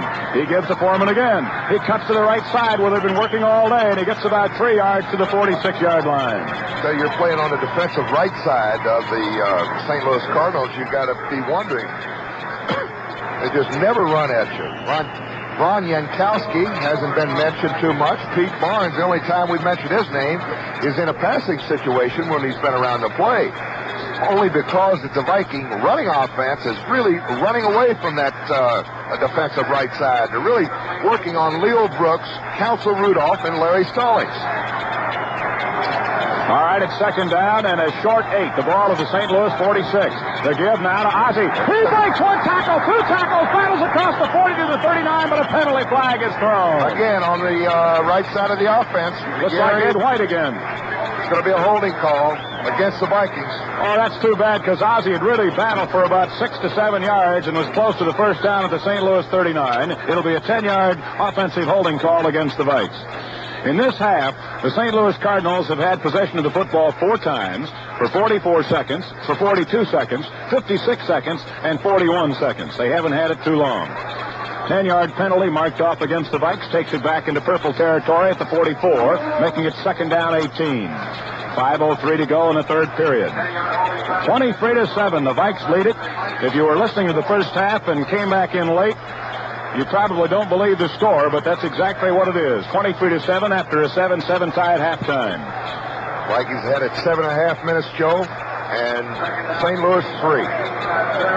Gilliam wide to the right, Lash wide to the near side, and they've not thrown in Jimmy's direction but once today, and it was almost picked off on a deep pass pattern. I'll bet he gives him some room this time. They got him double covered. They got Gilliam double covered. And wings it down the middle, incomplete, intended for Stu Boyd, the tight end. He was double covered on the play by the linebackers, Arneson and Stallings, and the ball was thrown wisely into the ground. I tell you, he came right back. He was going to throw a bomb on the right side with Gilliam against Thompson again, Joe, but the St. Louis defense had rotated into a zone on that side with the safety man, Jim Talbert, covering Gilliam deep. Steve George is then replacing Counsel Rudolphs in that front 4 now for the Cardinals. It's third down 18. The Vikes on their own 44-yard line. Lash wide to the near side, split wide to the right is Gilliam. Foreman, and a double wing right. Yes, he's in the slot to the right. Tarkenton bootlegs and comes back to the left side. Looking downfield. He throws, and it's intercepted by Roger Rowley. He stepped in front of Gilliam to make the interception. Yuri hauls him down from behind at the big red 48-yard line. There's the second interception by the St. Louis secondary of the day. Worley had intercepted 2 during the regular season. The ball was intended for Gilliam. Worley played it beautifully, stepped in front of John, picked it off, and returned it back up to his own 48-yard line. I won't say too many days for Fran Tarkenton. He'll throw 2 interceptions in one game, and we still have 4:47 to go here in the third period. Actually, over the year, he's averaged, Joe, 1 interception per 30 attempts throwing the football. So he's got 2 interceptions in 16 attempts now. First down, St. Louis missed their best field position of the second half. Thomas wide to the left, Gray wide to the right, and the give is to Otis, who bangs across the 50, grabbed by Alan Page and hauled in. Reeled in like a big cod at the 48-yard line. A gain of about 4, second down along 6. 4:35 left to go in the third period. The Vikings scored very quickly as they kicked off to St. Louis. On the second play, Hart was intercepted by Jeff Wright, who returned it to the Cardinal 44-yard line, and that set up a Fred Cox field goal. Then, 1 minute exactly after the Vikings had gone in front for the first time, Metcalf trapped behind the line on a sweep, lost the ball. Nate Wright picked it up and scampered 20 yards for a touchdown. Wide to the near side, J.B. King. Wide to the left, Gray. And a give to Otis. He's got a little running room, and he barges off of one man, bangs inside the 45 to about the 43-yard line. Alan Page made the tackle. He's going to be about a yard shy of the first down, maybe 2. Foreman officially in the ballgame now has carried 17 times for a net of 98. The ball is at the Viking 44-yard line, third down 2, St. Louis. They have not picked up a first down in the third period. Very few no-shows here at snowy Metropolitan Stadium today. And they're chanting defense, defense. Wide to the left goes Earl Thomas. Wide to the near side is Mel Gray on 3rd and 2. Hart has kept it on the ground in this series. And he fakes to Otis, pumps once, twice, throws a long run intended for Mel Gray. He can't reach it, it's out of bounds. Gray had beaten Nate Wright on a corner pattern down the near sidelines, but Hart hung it up and threw it long and wide. Again, the quarterback throwing the bomb on the right side. Now, if he would have led him to the post a little bit more, Joe, it could have been 7. But again, you'll see most of your quarterbacks, and we talked about this a little bit earlier, they'll throw it close to the sideline to protect against the interception. But Hart should have realized that he had his man beaten that time. All he had to do, he hung it up well enough, but he threw it too far to the sidelines. Mel Gray had Nate Wright beaten by about 3 strides. He could have run under the ball and gathered it in for a touchdown. McCullum will be probably closest to the punt here, depending on which side he's going to kick it out. He'd sure like to feather it down inside the 10. Well, 3 men are deep, and Hal Roberts gets the kick away. A very high hanging kick, not too deep. And Nate Wright calls for the fair catch at the Viking 14-yard line. Wisely. And went down on one knee to make sure. So the Vikes will take it over 1st and 10 on the Minnesota 14-yard line with 3 minutes and 12 seconds left to go in the third period to score. The Vikings 23, the St. Louis Cardinals 7.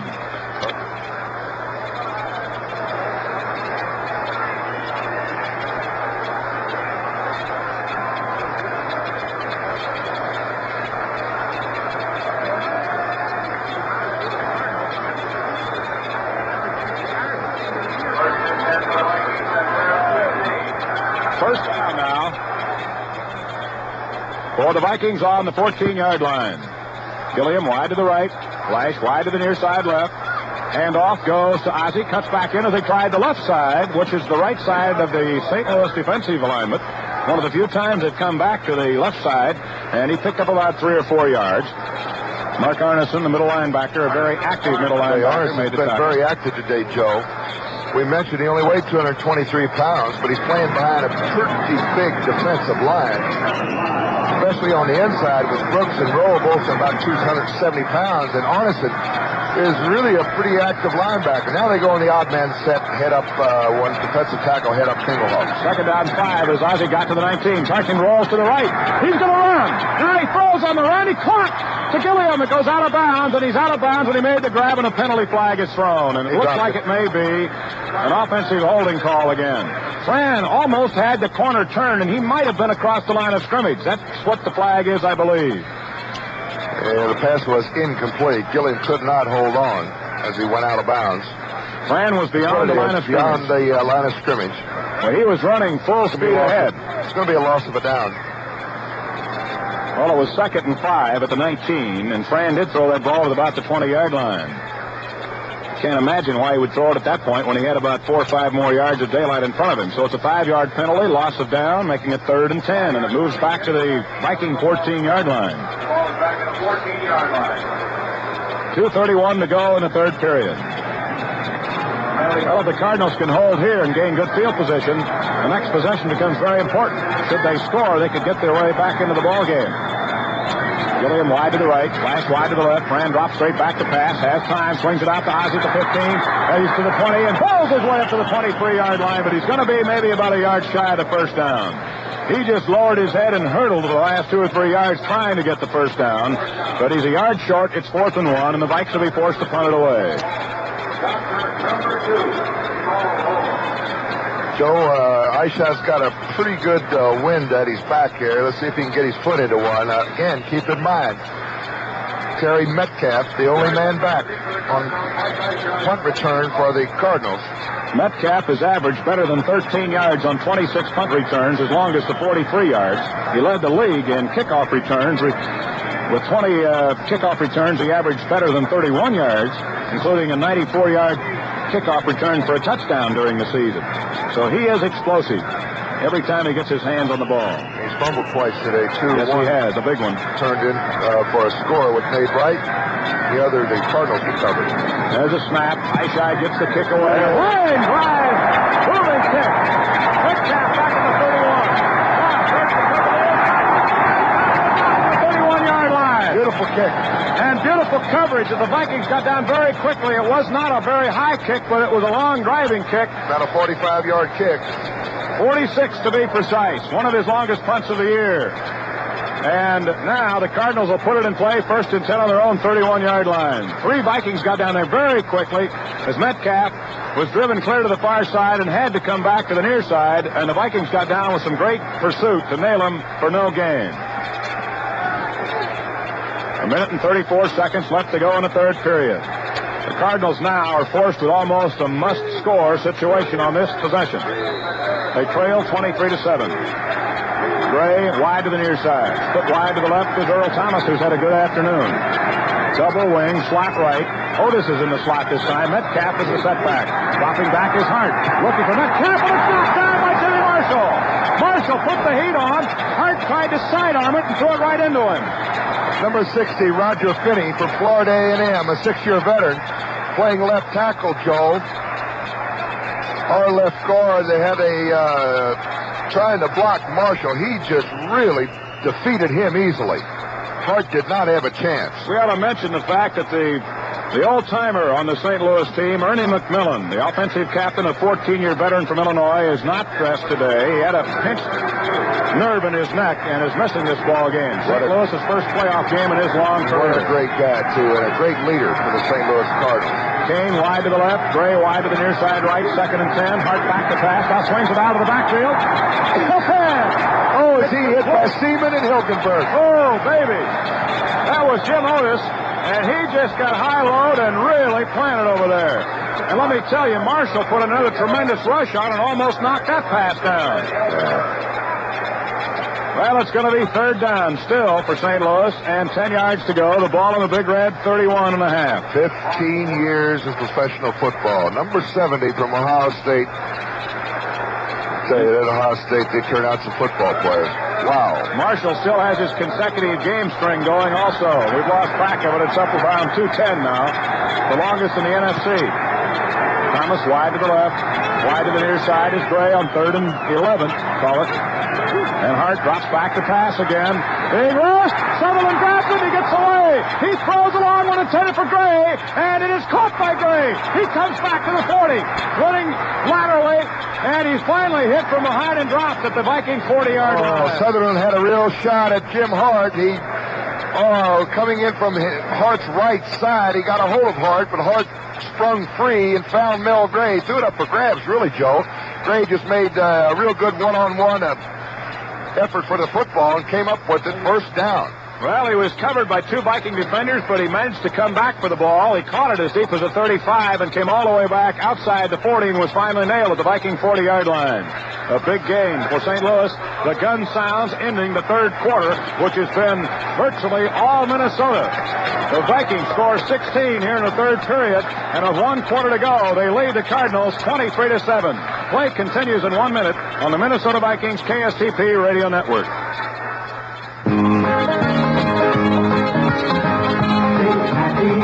Stay happy, have a happy day today. Work better, live better, the Twin Cities, that's the way. Make your money work for you, to do the things you want to do. Think happy, stay happy, the Twin Cities, that's the way. Think happy, stay happy, have a happy day. One of the best names in watches is Walton. And right now, Twin City Federal makes it easy for you to own a Walton. With a qualifying deposit, you can take your choice at a remarkably low price. Happy, stay happy, the Twin City Federal way.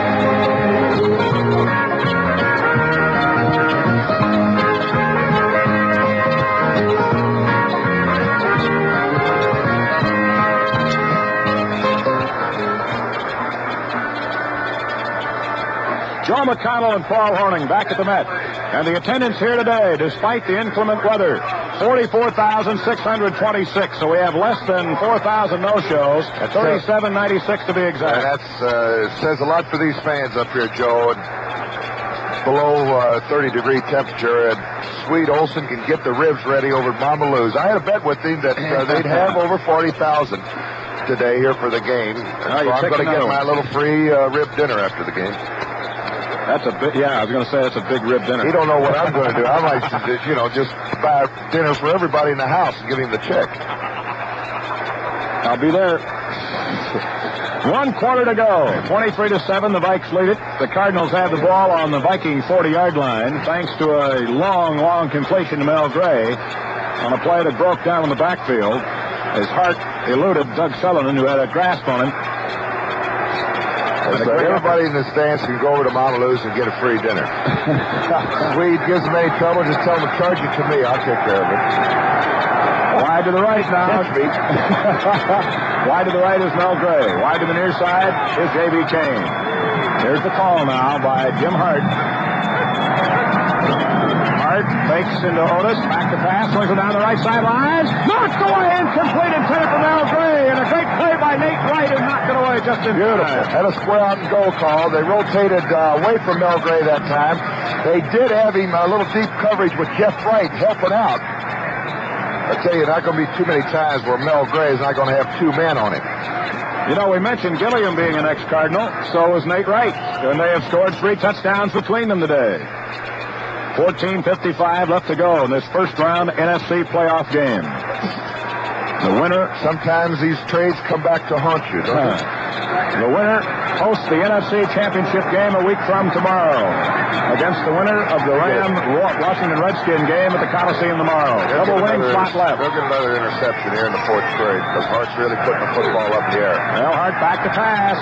Stays in the pocket, throws one out, and it's incomplete. It was caught by Thomas, but he came out of bounds on the near sidelines at about the 29. He was covered by Hilgenberg and Jackie Wallace.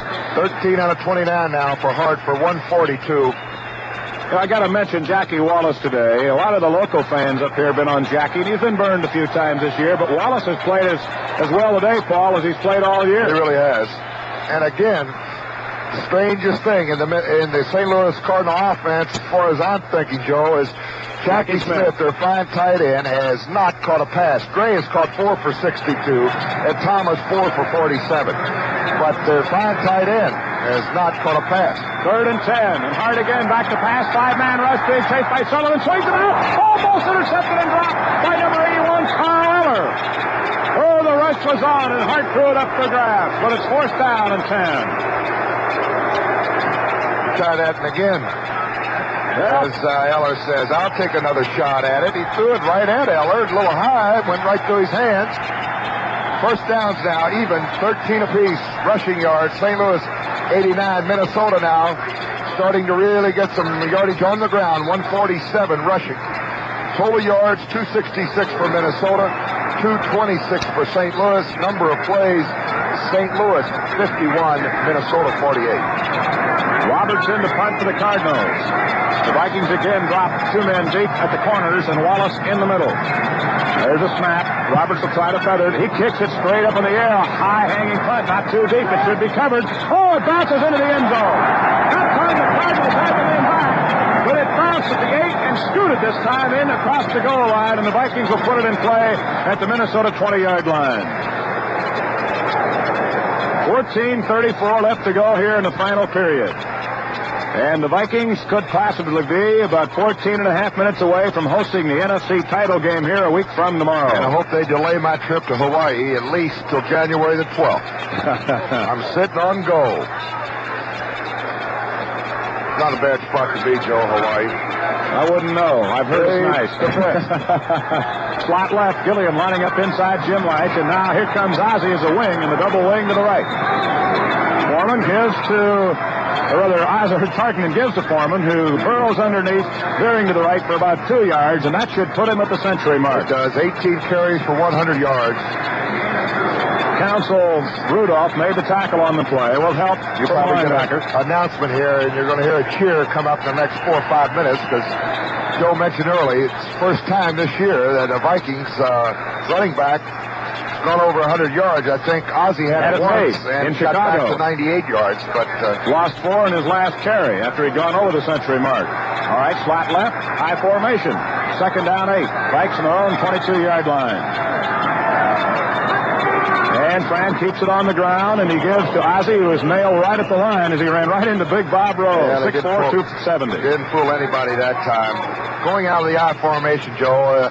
They call it today a little misdirection, but it's a false trap play. The guards pull. They don't even block the defensive tackle, hoping that Brooks, who's playing head up Ed White, will go with White when he pulls to the right. And they hand the ball right there, hoping that the defensive tackle will take himself out of the play. But he was not fooled. No gain for Ozzie. It's still 3rd and 8. Let's hope the Vikings don't put their offense to bed right now. We've still got a quarter to play. Slot left, I formation.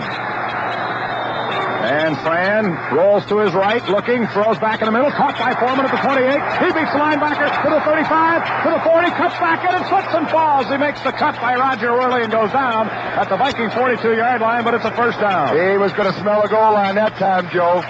He would have beaten Worley hadn't he slipped. Well, they mark it at the Viking 41, but it's still a first down for Minnesota. 12:50 and counting. Left to go in the ball game. The Vikes on top, 23-7. 4 pass catches now for Foreman for 48 yards. Caught one of 14, 1 6, 1 8, one this one for 20. You know, despite the fact that he did not play at all in the final game and just a couple of plays in the game against Atlanta, he still got to be high on the list for most valuable player. He scored 15 touchdowns to lead all of the NFL this year. High formation, slot left, and the give goes to the first man, Ozzie, and he gets a yard the hard way. Maybe 2 to about the 43. It's 2nd down 8. Counsel Rudolph again there to bring him down. I tell you who's going to make it in the AFC. It'd be Kenny Stabler. Already been voted the AFC Player of the Year. That's what I said. I knew he was going to get it. Less than 12 minutes remaining. And the Vikes break the huddle. Jim Lash splits wide to the left, and Gilliam, who has caught 2 big touchdown passes, wide to the near side right. He'll be operating against his old buddy Norm Thompson. Here's the call now by Tarkenton. Here's backfield to give to Ozzie, who slants off the left side and gets across the 45 up to about the 47-yard line. Pete Barnes got an ankle. They'll bring him down. Clock continuing to really play an important factor now. It's clicking down. 11:28 to go. Vikings would love nothing better, Joe, to really keep it on the ground with about 3 or 4 first downs. They'd settle here. That would run off at least 4 or 5 minutes off that clock. Grady Alderman replaces Chuck Goodrum in the offensive line at left offensive tackle. It's 3rd down and 3 as Ozzie picked up 6 on the last carry. Gilliam wide to the left. Lash wide to the near side. Ozzie and Foreman have gone all the way at the running backs. And the fake rolling to the right is Tarkenton being chased. Turns the corner, goes out of bounds at the 47-yard line. He was chased out of there by Big Bob Rowe, but really the heat was applied by Counsel Rudolph as they faked the inside slant, almost the counter rollout draw again that worked well in the first half to Foreman. And he kept coming to the near side looking downfield, but he lost about 3 as he ran out of bounds with it. And so it's 4th down and 6, and the Vikings are forced to punt again. 10:56 left to go in the game. 23-7, Minnesota leading. 2 big turnovers in the first 4 minutes of the second half has been the big difference in this ball game. The interception set up the go-ahead field goal, and the fumble recovery led to an instant touchdown when Nate Wright picked it up and rambled 20 yards for the score. Metcalf is back in single deep safety. Eyeshide set to kick it away. Runs forward. There's the kick. They put on a single-man rush, and it was close. Metcalf waits for it. It bounces by him inside the 15. And it's going to roll dead at the big red 11-yard line. So Eyeshide got a good kick away. A 44-yard punt. An action break in today's Vikings-St. Louis game with a score 23-7. The Vikes on top in the 4th period. More from the Met in 60 seconds. There are 2 very important kinds of interest, and you get them both from your local Savings and Loan Association. You get a generous rate of interest. You can always be sure of that. Your money is always there when you want it. All the money you have saved, plus the generous interest you have earned. Another important kind of interest is the interest that your local Savings and Loan Association has in your own community. The money you save is put to work helping people build and buy homes. And that is in the very best interest of your community. Savings and loan money stays in your community, works in your community, and it helps to build the solid kind of economic base that takes the edge off inflation. Interest that makes your money grow, interest that helps to build the community. You get both kinds of interest from your Savings and Loan Association. This message was presented in the interest of the savings and loan industry by Twin City Federal in Minneapolis, St. Paul.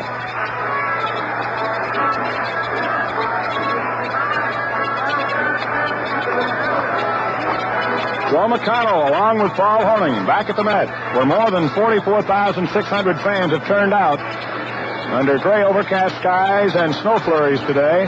Temperatures around 20 degrees. To watch this playoff game with the Cardinals. First down, St. Louis. Joe, would just about do it. Cardinals on their own 11-yard line. Gray wide to the far side. Split wide to the near side is Earl Thomas. Jim Hart has been under heavy pressure in the second half. Drops back to pass. Swings it out. Caught by Thomas on a quick turnout. He gets away from Hilgenberg. Runs into Jackie Wallace. And Wallace stops him at the 19. And Thomas and Wallace want to go at it a little bit. Looked like Jackie tried to steal the ball away. Whistle had already sounded. So the ball will be marked at the 19, a gain of 11 on a quick turn out to the big wide receiver, Earl Thomas. It's second down and about a yard. They gave him 9 on the play. Thomas goes out, and J.V. Kane hustles in with a play from Don Coryell. We just briefly mentioned Coryell's great job at St. Louis, Paul, but certainly not to slight him in the least. He probably ought to be coach of the year. He will be. He has really done a great job of turning around a losing franchise with not too many trades. And this is the second year, and they made the playoffs. Back to pass, Hart on 2nd and 1. Looks long. Pass time. Over the middle. Here, almost intercepted, knocked away by Jackie Wallace, who went up and over Mel Gray, who's only 5'9". Jackie at about 6'3". Almost picked that one off in St. Louis territory. 3rd down and 1. He'll get one before the day's over with. One overthrown pass against the Viking. Now, of course, they're playing pass, Joe. He had it down the waist there, figuring 3rd down, about 1 yard to go for the 1st down. He'll come back with it, try to pick it up now. 3rd and 1. Clock stopped with 9:48 to go. Kane stays in there. He's wide to the near side. They have 2 tight ends in now. 3 backs are in there, and that and now Willard shifts 1 step over to the right. And again, he didn't get it. Here's the Metcalf, and he is nailed for a loss. Oh, it was right there, Joe. Also Seaman. Yes, Seaman really blew in there and submarined the whole thing. And they stopped him for a yard loss out of that power eye, which has not been all that successful today, and it's 4th and 2.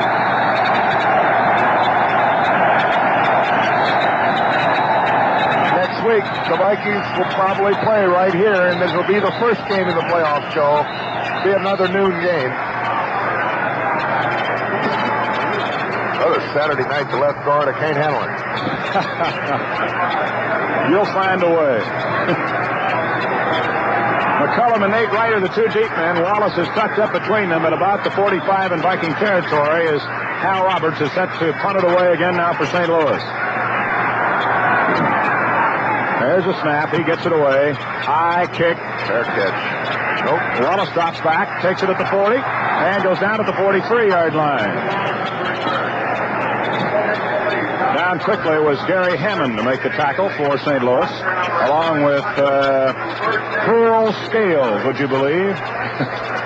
Unusual name. A rookie from North Texas State, the cornerback. So the Vikes take over. 1st and 10 on their own 43-yard line. A 3-yard return by Jackie Wallace on a 39-yard kick. 8:47 left to go in the game. Jim Lash goes wide to the left. Boy, I would love to see him get a touchdown pass. If anyone has earned it, he has. Gilliam in the slot to the left. Tarkenton gives now to Foreman on a sweep to the right side, and he bangs across the 45 to about the 46-yard line. Big pileup as they roll over near the near sidelines. Counsel Rudolph and Mark Arneson in there, along with Jim Talbert, the strong side safety. 2nd down, 7, a gain of 3 as Foreman has gone over the 100-yard mark. First Viking running back this year. And, of course, the playoffs are all important now. This is the first game of the new season. They just announced it to the crowd. They were 1 play late. Foreman gets a fine hand from the near-capacity crowd here at the Met. Wide to the near side is Gilly. Split wide to the left is Lash. 2nd down, 7. Ball at the 46, and they give to Foreman. Slide to the outside. Almost broke away, but he's hauled down by a shoestring tackle at the 49. Arneson again. Yes, Mark Arneson has been all over the field for St. Louis today. The game continues at the beginning of side 4.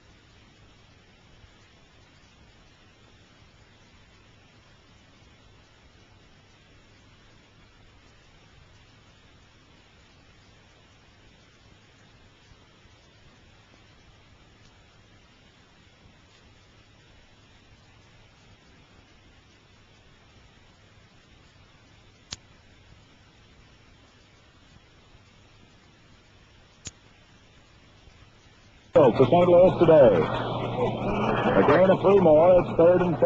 And had Foreman been just a little quicker breaking to the outside, he might have popped that one for 15 or 20 yards as he had some daylight heading for the far sideline. 3rd and 4. The Vikes near the midfield stripe at about their own 48.5. Let's see who come out to the A-B circle here. Flash again puts wide to the far side. Gilliam again wide to the near side. John Gilliam. Fran might keep it on the ground here. Nope, he's going to root leg to the right, looking downfield, swings it out. Caught for the tight scoreboard inside the 40 to the 35. Scoreboard for the second grab as they just set him down on a low pattern to the right side. And Tarkenton rolling to the right, hitting the other play. Making the tackle on the play was Tarkenton-Gilliam, who has had his hands full at free safety this afternoon, along with Jim Talbot. First down for the Vikes on the Big Red 35. You know, this has been an unusual series, Paul, and 5 regular season meetings between these two ball clubs. The Cardinals on a 3-2 edge, and the home team has never won. But this is the 3rd meeting this year. Won a preseason encounter down at St. Louis, and then, of course, that Monday night game in the 9th week of the season in St. Louis. The Vikings won the 2 previous tries. Slot left, first down. Minnesota on the Big Red 36. Fran gives to Ozzie. Looking to the left side. Tries to turn the corner. He's hit and pushed back. Norm Thompson, the cornerback, made the tackle on the play, and Ozzie got about 2 yards to the 34. It'll be 2nd down and 8. The clock continues to wind down. 6 minutes and 10 seconds to go in the game. 32 rushes from scrimmage now for the Vikings ground offense. Ozzie's got 37 yards on 12 carries. He's also got 28 yards on 3 catches. Foreman was the leading rusher in the NFC, despite the fact he missed most of the last 2 ball games, and he was 6th in overall pass receptions and set a team record with 53 this year. Gilliam wide to the near side. Skip wide to the left is Jim Hart. 2nd down. He'll call it a short 9. Back to pass. Fran. Pumps. Now swings around to the backfield. Ozzie. He's at the 35. Beats the 1-9-30. Out of bounds to the 25-yard line. Pulled out by Larry Starling. And he ran right by Norm Thompson. Beautiful. Ran right by Thompson. Pass should have been good for about maybe 2 yards, but he beat Norm Thompson on the right sidelines and got the first down. Big play by Dave Ozzie. The ball at the St. Louis 25-yard line. 5:36 to go in the game. First down, the Vikings on the move again. Well, the Cardinals got this far. Playoffs. Again, I think just that edge and experience. The Vikings have been here. Well, the one mistake led to a couple more, and that was the ball game. High formation, slot to the near side right. Tarkenton gives to Ozzie, first man through. Takes across the 20 to the 15 and down to the 13-yard line. And again, it was Clarence Graham that saved the touchdown. But a 12-yard pickup on a quick opener right up the middle by Dave Osborne. 10 years out of the University of North Dakota.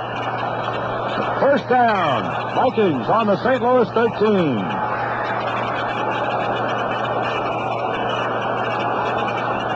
The Vikes break the huddle, and Gilliam goes wide to the left, and Lice comes wide to the near side right. Loose backfield. Ozzie on the left, Foreman on the right. Tarkenton. This time gives to Foreman. And he is nailed for about a yard gain and pushed back. It'll be 2nd and 9 on the Big Red 12. The Vikings started on their own 43 and have kept it on the ground most of the way, with the exception of the swing pass to Osborne. No gain on the play. It's 2nd and 10 as they moved it back to the original line of scrimmage, the 13-yard line. 4:35 to go, and the clock continues to run. Watch Gilly. He's already caught 2 for touchdowns. Lined up wide to the right this time. Lice wide to the left. So watch the back seat. Francis drops back to pass, swings it out on the left side. They're Foreman at the 20, to the 15, to the 10, and he cuts back, and he goes down as his footing lost him again at the 6-yard line. Andy Maurer again sprung him with another fine block on that little A&B circle out to the left side, and as Foreman tried to go back, he slipped and fell at about the 7-yard line. So it'll be 3rd down. 3rd down and 4. The ball at the St. Louis Cardinals 7-yard line. Well, Foreman's the leading rusher in this football game. And with that catch, he is the leading pass receiver also. Rice wide to the left. Gilliam comes wide to the near side. And it's a double wing slot left with Foreman in the slot to the left side. 3rd down 4 from the Cardinals 7-yard line. And Fran gives to Ozzie, struggling up the middle inside the 5. He bounds all the way down near the 3, maybe the 2-yard line. Oh, what a second effort. Just a straight handoff to Ozzie. He would not be stopped. He was actually hit just about the 5-yard line, Joe, and that would have been short of the first down. Would have brought on Freddie Cox. But a great second effort by Ozzie. He hit one man. It might have been Arneson in there and just drove over him. Looked like they got the first down. No, they move it back to the 3. Quick whistle. Down to the 1. Bad call by the referee. It's going to be 4th down. Now they're going to measure. The ball, I thought he got at least to the 2 and actually wound up near the goal line. But they move it all the way back out to the Cardinal 3-yard line, and they're measuring. That was a very quick whistle. Or that would have been a first down. He got all the way down to the 1-yard line. Well, it's 4th down, less than a yard. They're going to go for it. They've already got the game wrapped up with a 23-7 lead. No point in bringing in Freddie. Here comes Kingsrider and Allman in, and Rice and Gilliam, the 2 wide receivers, head for the Viking bench across the way. 3:18 left to go in the game. Now they start the clock again. 4th down, less than a yard on the St. Louis 3. There they break the huddle. Kingsrider will line up as a wing on the right side. Ozzie and Foreman, the running backs. Here's the call on 4th and less than a yard to give to Foreman. Is in for the touchdown as he leaps over the line and goes into the left side. Chuck Foreman, 3 yards for his first touchdown in the playoffs. Beautiful blocking off the left side. Fran had a reverse spin out, handed back to Foreman, going right up the middle, and he kind of slid off his left guard and left tackle, Goodman and Sunday. Andy Morrow is also there. 57 yards and 9 plays for the score. And the Vikings are going to represent the NFC in the championship game next Sunday. The NFC Central Division, at least. Cox will attempt the PAT with 2:51 remaining. Kraus wait for the snap. The ball is down. The kick is through, and it's 30-7. The Vikings have turned it around here in the second half. After being lucky to escape with a 7-7 tie at halftime, 2 big turnovers really took the Cardinals out of contention, and the Vikings lead it now 30-7 with 2:51 remaining. More from the net in 60 seconds. One of the really good inflation fighters is a savings account. The more you save, the less you spend. That's good for fighting inflation, and it's good for you. And when you save at a savings and loan association, your money is used primarily to help people build and buy homes. That's where money is really needed today. And that's where money really works hard to build a solid economy. So don't give up on inflation. Fight back. Save a little more than you think you can. That money will grow. It's guaranteed to grow. And that helps you stay ahead of inflation. But most important, you are putting that money safely to work where it is needed the most in our country, helping people to build and buy homes. So fight back at inflation. Save money. The money you save at a savings and loan association works hard for you and your country, too. This message was presented in the interest of the savings and loan industry by Twin City Federal in Minneapolis, St. Paul.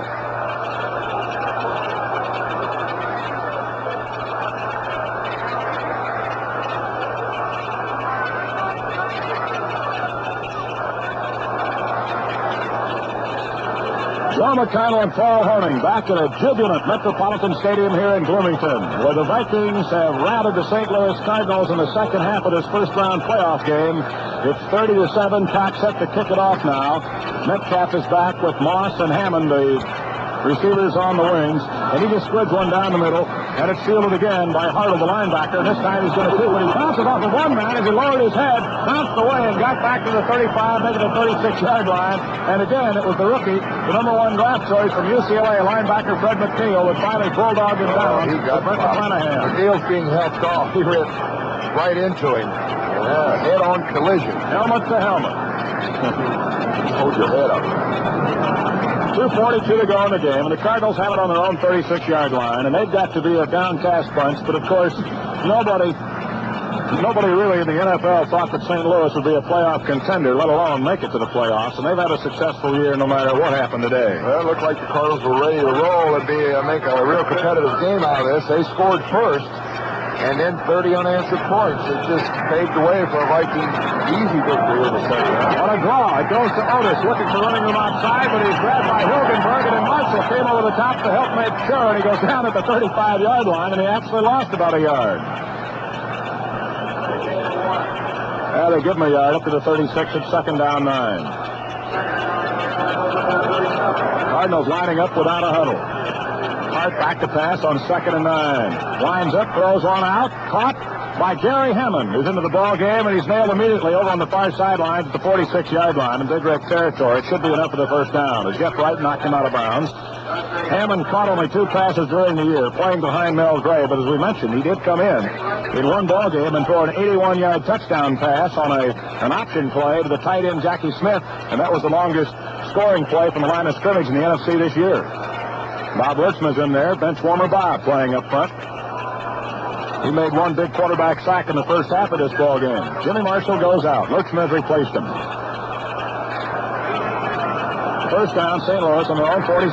Hart back to pass, almost stumbled, being rushed by Page, steps out of the pocket, throws, incomplete, intended for Earl Thomas, who was already down on both knees, and the ball bounced in front of him, incomplete. It'll be 2nd and 10, and the clock stopped with 2:07 to go.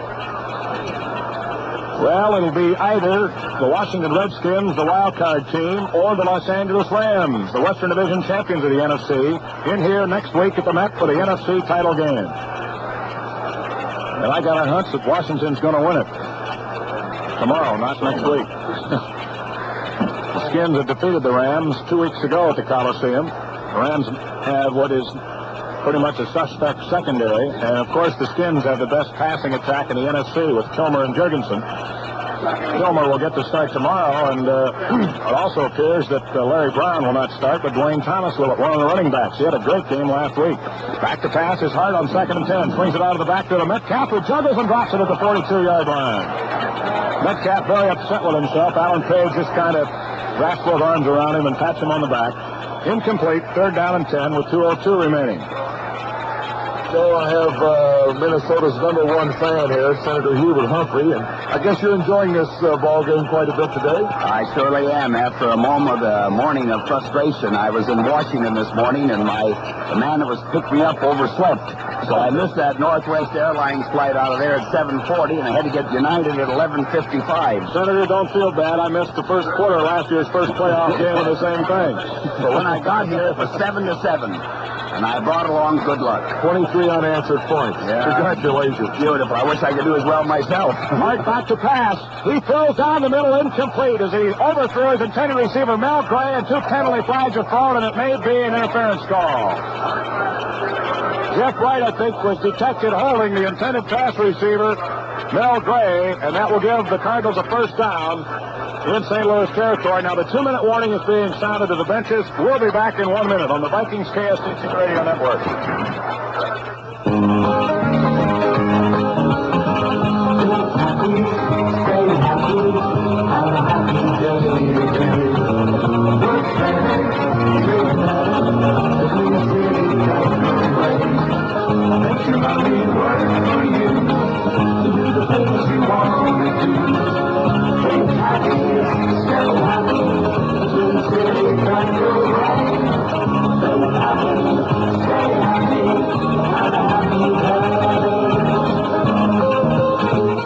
If you are planning a trip in the new year, plan on visiting Twin City Federal soon. You can get handsome luggage there free or at low cost with a qualifying deposit.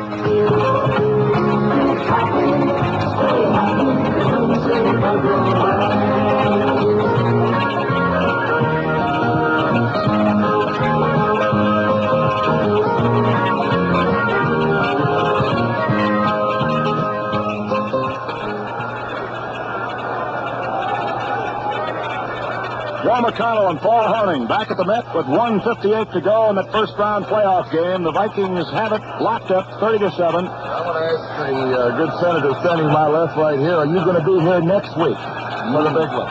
You know it. You know it. And you don't mind my saying it. I hope it's the Redskins. I have a few scores I want to settle. I would imagine you'll have a little something to talk about back in Washington if they can beat the Rams tomorrow. Yes, of course, I'd like to get even with the Rams. They never should have won that game against us out there. Harris had 8 completions in a row. That was too much. We ought to take care of him.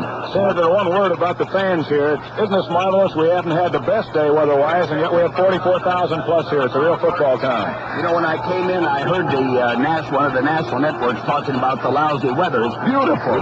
Beautiful. Minnesota. Not bad at all. It's beautiful. Hart back to pass. He wings one down the near sidelines, and it's caught by Mel Gray, who's wrestled down immediately. Stopped by Jackie Wallace and middle linebacker Jeff Seaman. And they'll spot the ball at about the Vikings' 27-yard line with 1:43 to go.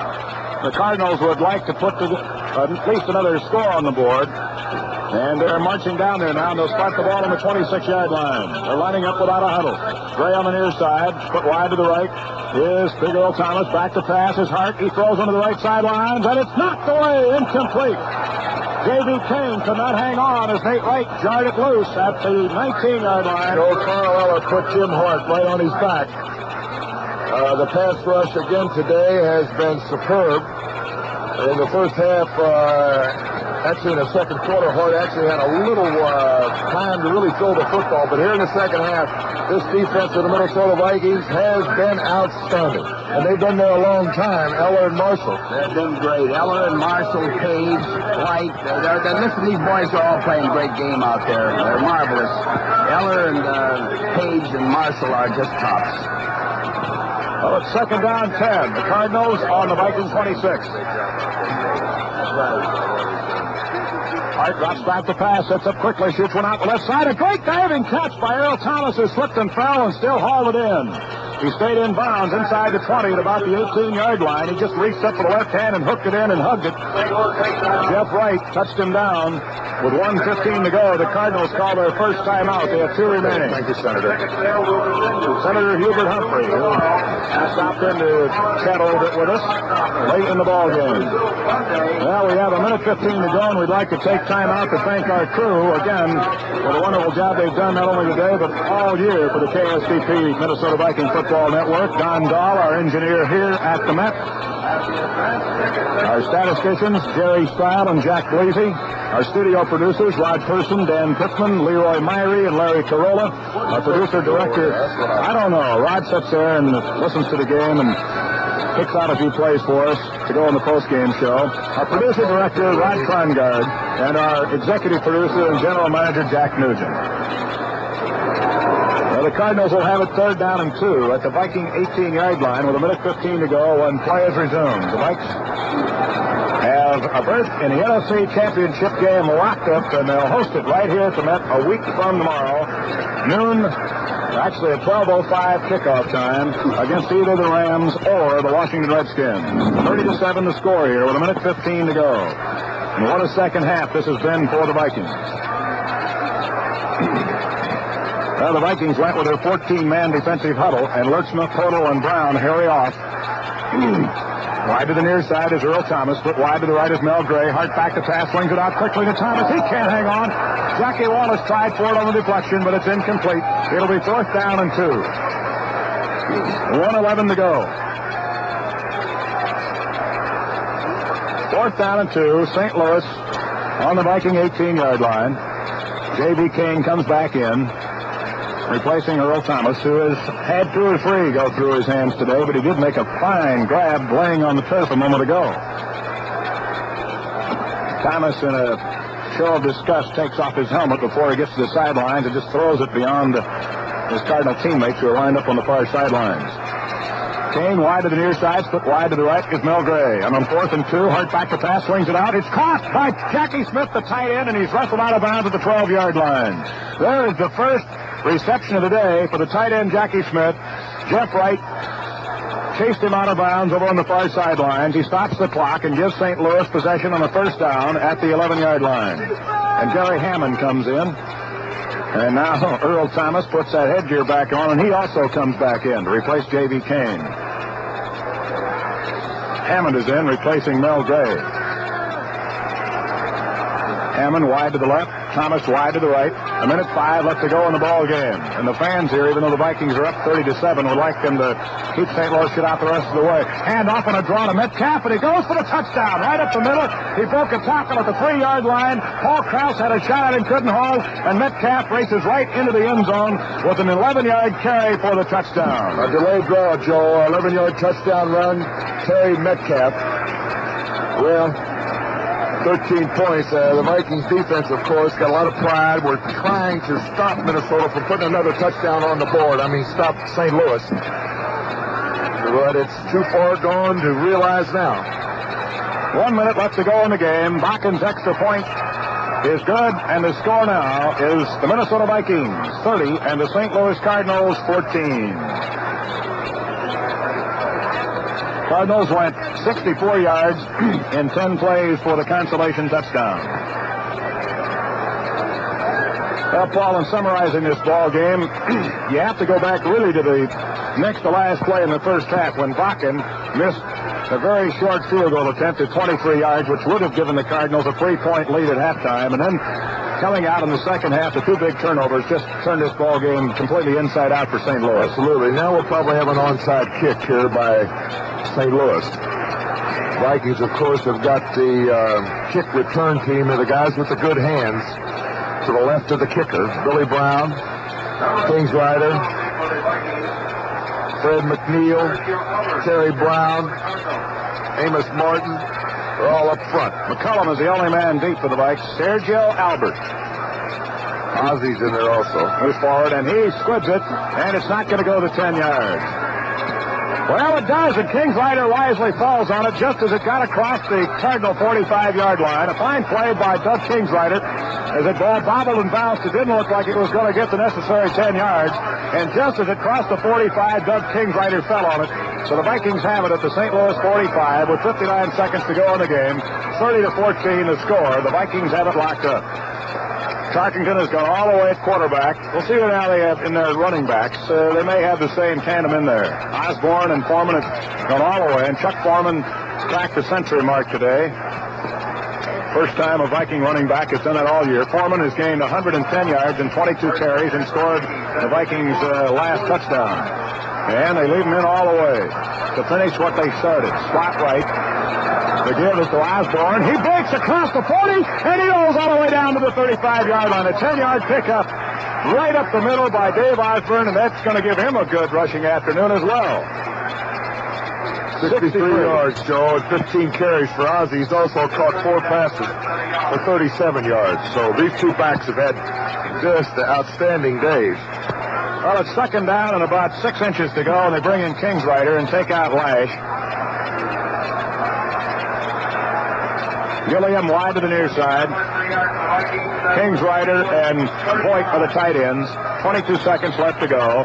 And now Kingsrider splits about 3 yards wide to the right in the slot. They give it to Ozzy again, and he gets all the way down near the 30-yard line. He was hit low at the 33 and carried under the tackler to about the 31. It's going to be it. 8 seconds. 7, 6, 5. The teams are already heading to the dressing room. 2, 1. It's all over at Metropolitan Stadium, the first round of the NFC playoffs in 1974, and the Vikings proved to be a big winner against the young and inexperienced St. Louis Cardinals here in the first round today. The final score, the Vikings turn around in the second half to win big, and there go the goalposts down on the left end zone, which is the northern end zone here. The fans have twisted them vertically and are going to work on the metal goalpost. But the final score here, the Minnesota Vikings victorious 30-14. This is Joe McConnell along with Paul Horning. We invite you to stay tuned for the point after next on the Minnesota Vikings KSTP Radio Network.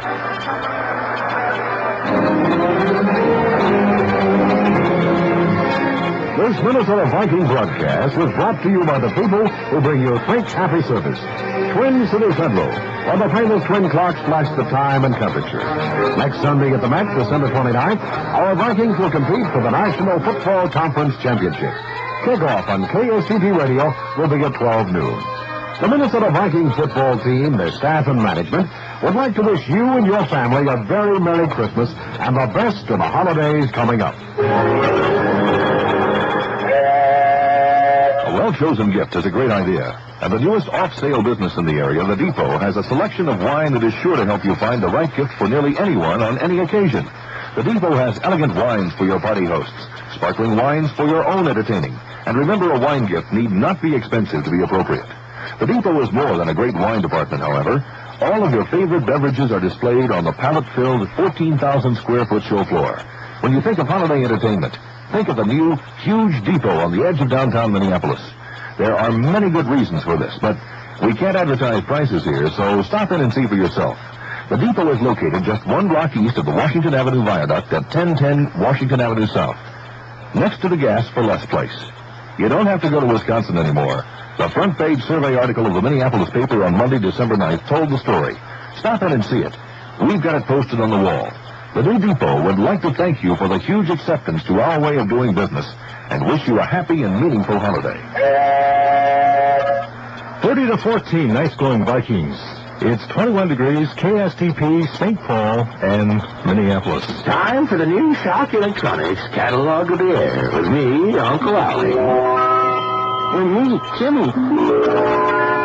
What shall we read to the listeners today, Timmy? How about Pioneer stories, Uncle Allie? History is good, Timmy. I mean Pioneer stereo receivers, turntables, headphones, and speakers. Oh, yes, the complete Pioneer line featured at Shock Electronic stores. Look at Pioneer in the catalog, Uncle Allie. Pioneer, Timmy, is known for its superb quality, which means high reliability and high trade-in value to stock. What's that you're reading, Uncle Allie? Flesh magazine? Now, that's Uncle Allie's history, Timmy. Ancient history. Pure love while Uncle Allie unfolds the center page. Oh, my.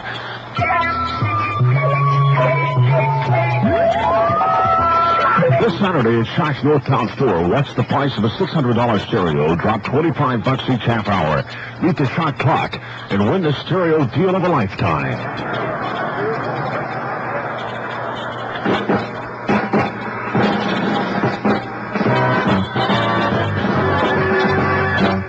The Point After with Joe McConnell and Paul Hornick.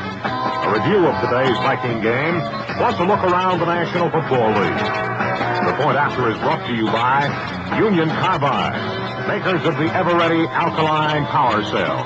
Come to the top with our best, longest-lasting power source for radios, cameras, and cassettes. The ever-ready alkaline power cell. Here's Joe McConnell.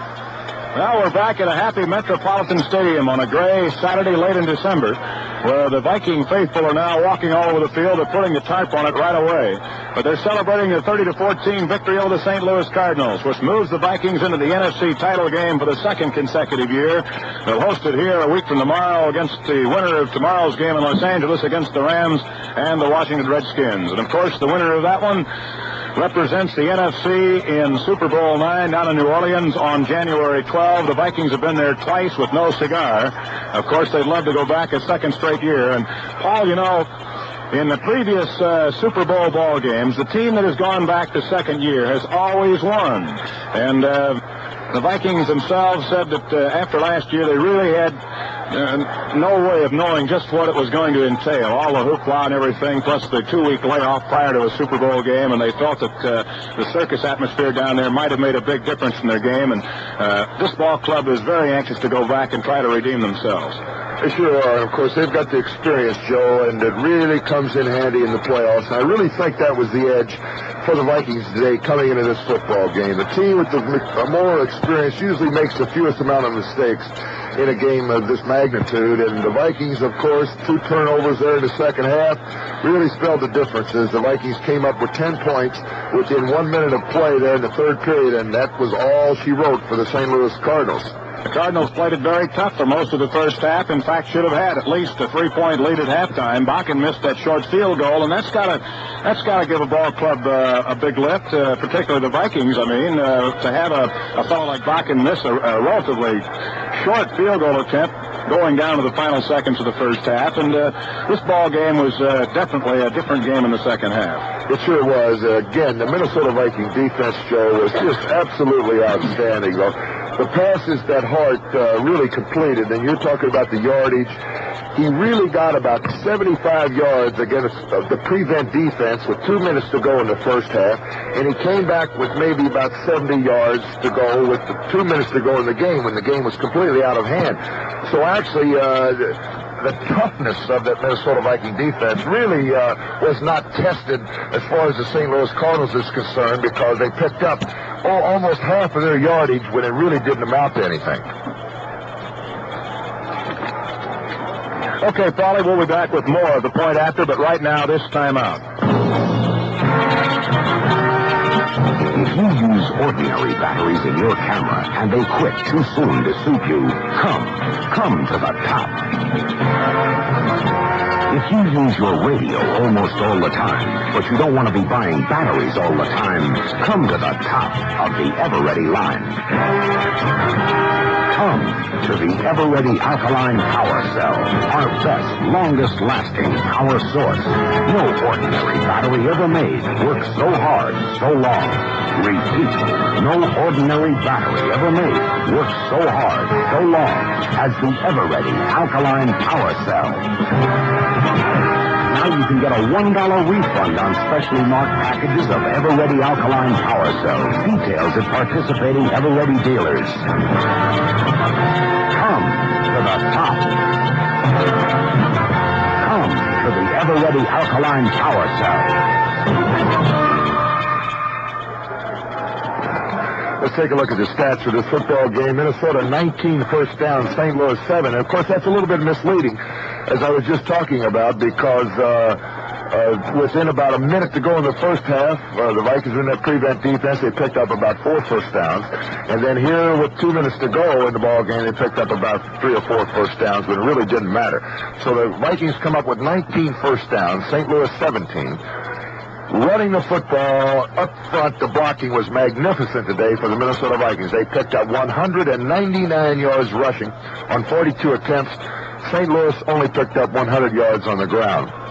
In the air, the Vikings picked up 166, St. Louis 184. Net yards, St. Louis 284 today, Minnesota 365 yards. Both of them very close. A number of plays run from the offensive line of scrimmage. The Vikings ran 66 plays, St. Louis 67. Passes completed, well, Hart was 18 out of 40 for their 184 yards. Tarkenton 13 out of 23 for 166 and 2 touchdown passes. Hart had 1 touchdown pass, a 13-yard toss in the first half to Earl Thomas. Interceptions, St. Louis had 2, Minnesota 1. Penalties, St. Louis was penalized 15 yards on 1 penalty, and that was a clipping call, and Minnesota got 39 yards in penalties on 4 infractions. Punts, St. Louis averaged 36.4, and Eyeshide on 5 kicks averaged 38.2.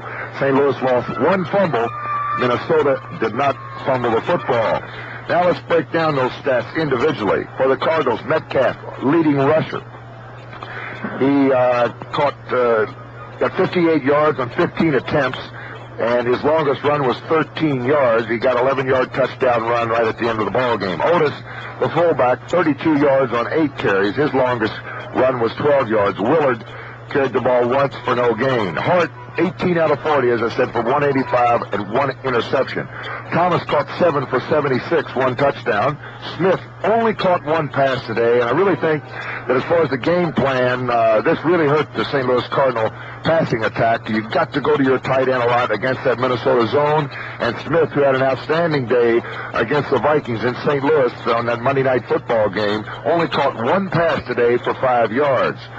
Gray caught 4 for 62. He also dropped 3 or 4. Hammond caught 1 for 11 yards. Metcalf caught 4 for 41, his longest being 28 yards there in the second half. On the other side of the ledger, Chuck Foreman, an outstanding day 110 yards rushing on 22 attempts. His longest run, 14 yards, and he got his touchdown, the last touchdown the Vikings scored, a 3-yard burst over the left side. Ozzie, another outstanding day, 68 yards and 16 carries. His longest run was 12 yards. Tarkenton, 13 out of 23 for 168, 2 interceptions, and 2 touchdowns, both going to John Gilliam, and they were the only passes that Gilly caught today. He caught those 2 for 54 yards, one a 16-yard touchdown pass, and one a 38-yard bomb in the second half. Lasted was shut out today. It was very unusual because he's had an outstanding year, caught 32 passes on the season, but he was shut out today. Stu Voigt came up with 2 big catches for 25 yards. Foreman, as usual, the leading pass receiver for the Vikings, caught 5 for 54. Ozzie caught 4 for 37. So Foreman today offensively picked up 164 yards on offense. Ozzie picked up 105 yards. Ozzie had 68 yards rushing and 38 yards on pass receiving. So those 2 guys really had themselves quite a day. I thought that Tarkenton called an excellent game. Even though he had 2 interceptions, he came up with the big play when he needed it, and that has been his forte for many, many years. Joe McConnell will have today's game highlights following this important message.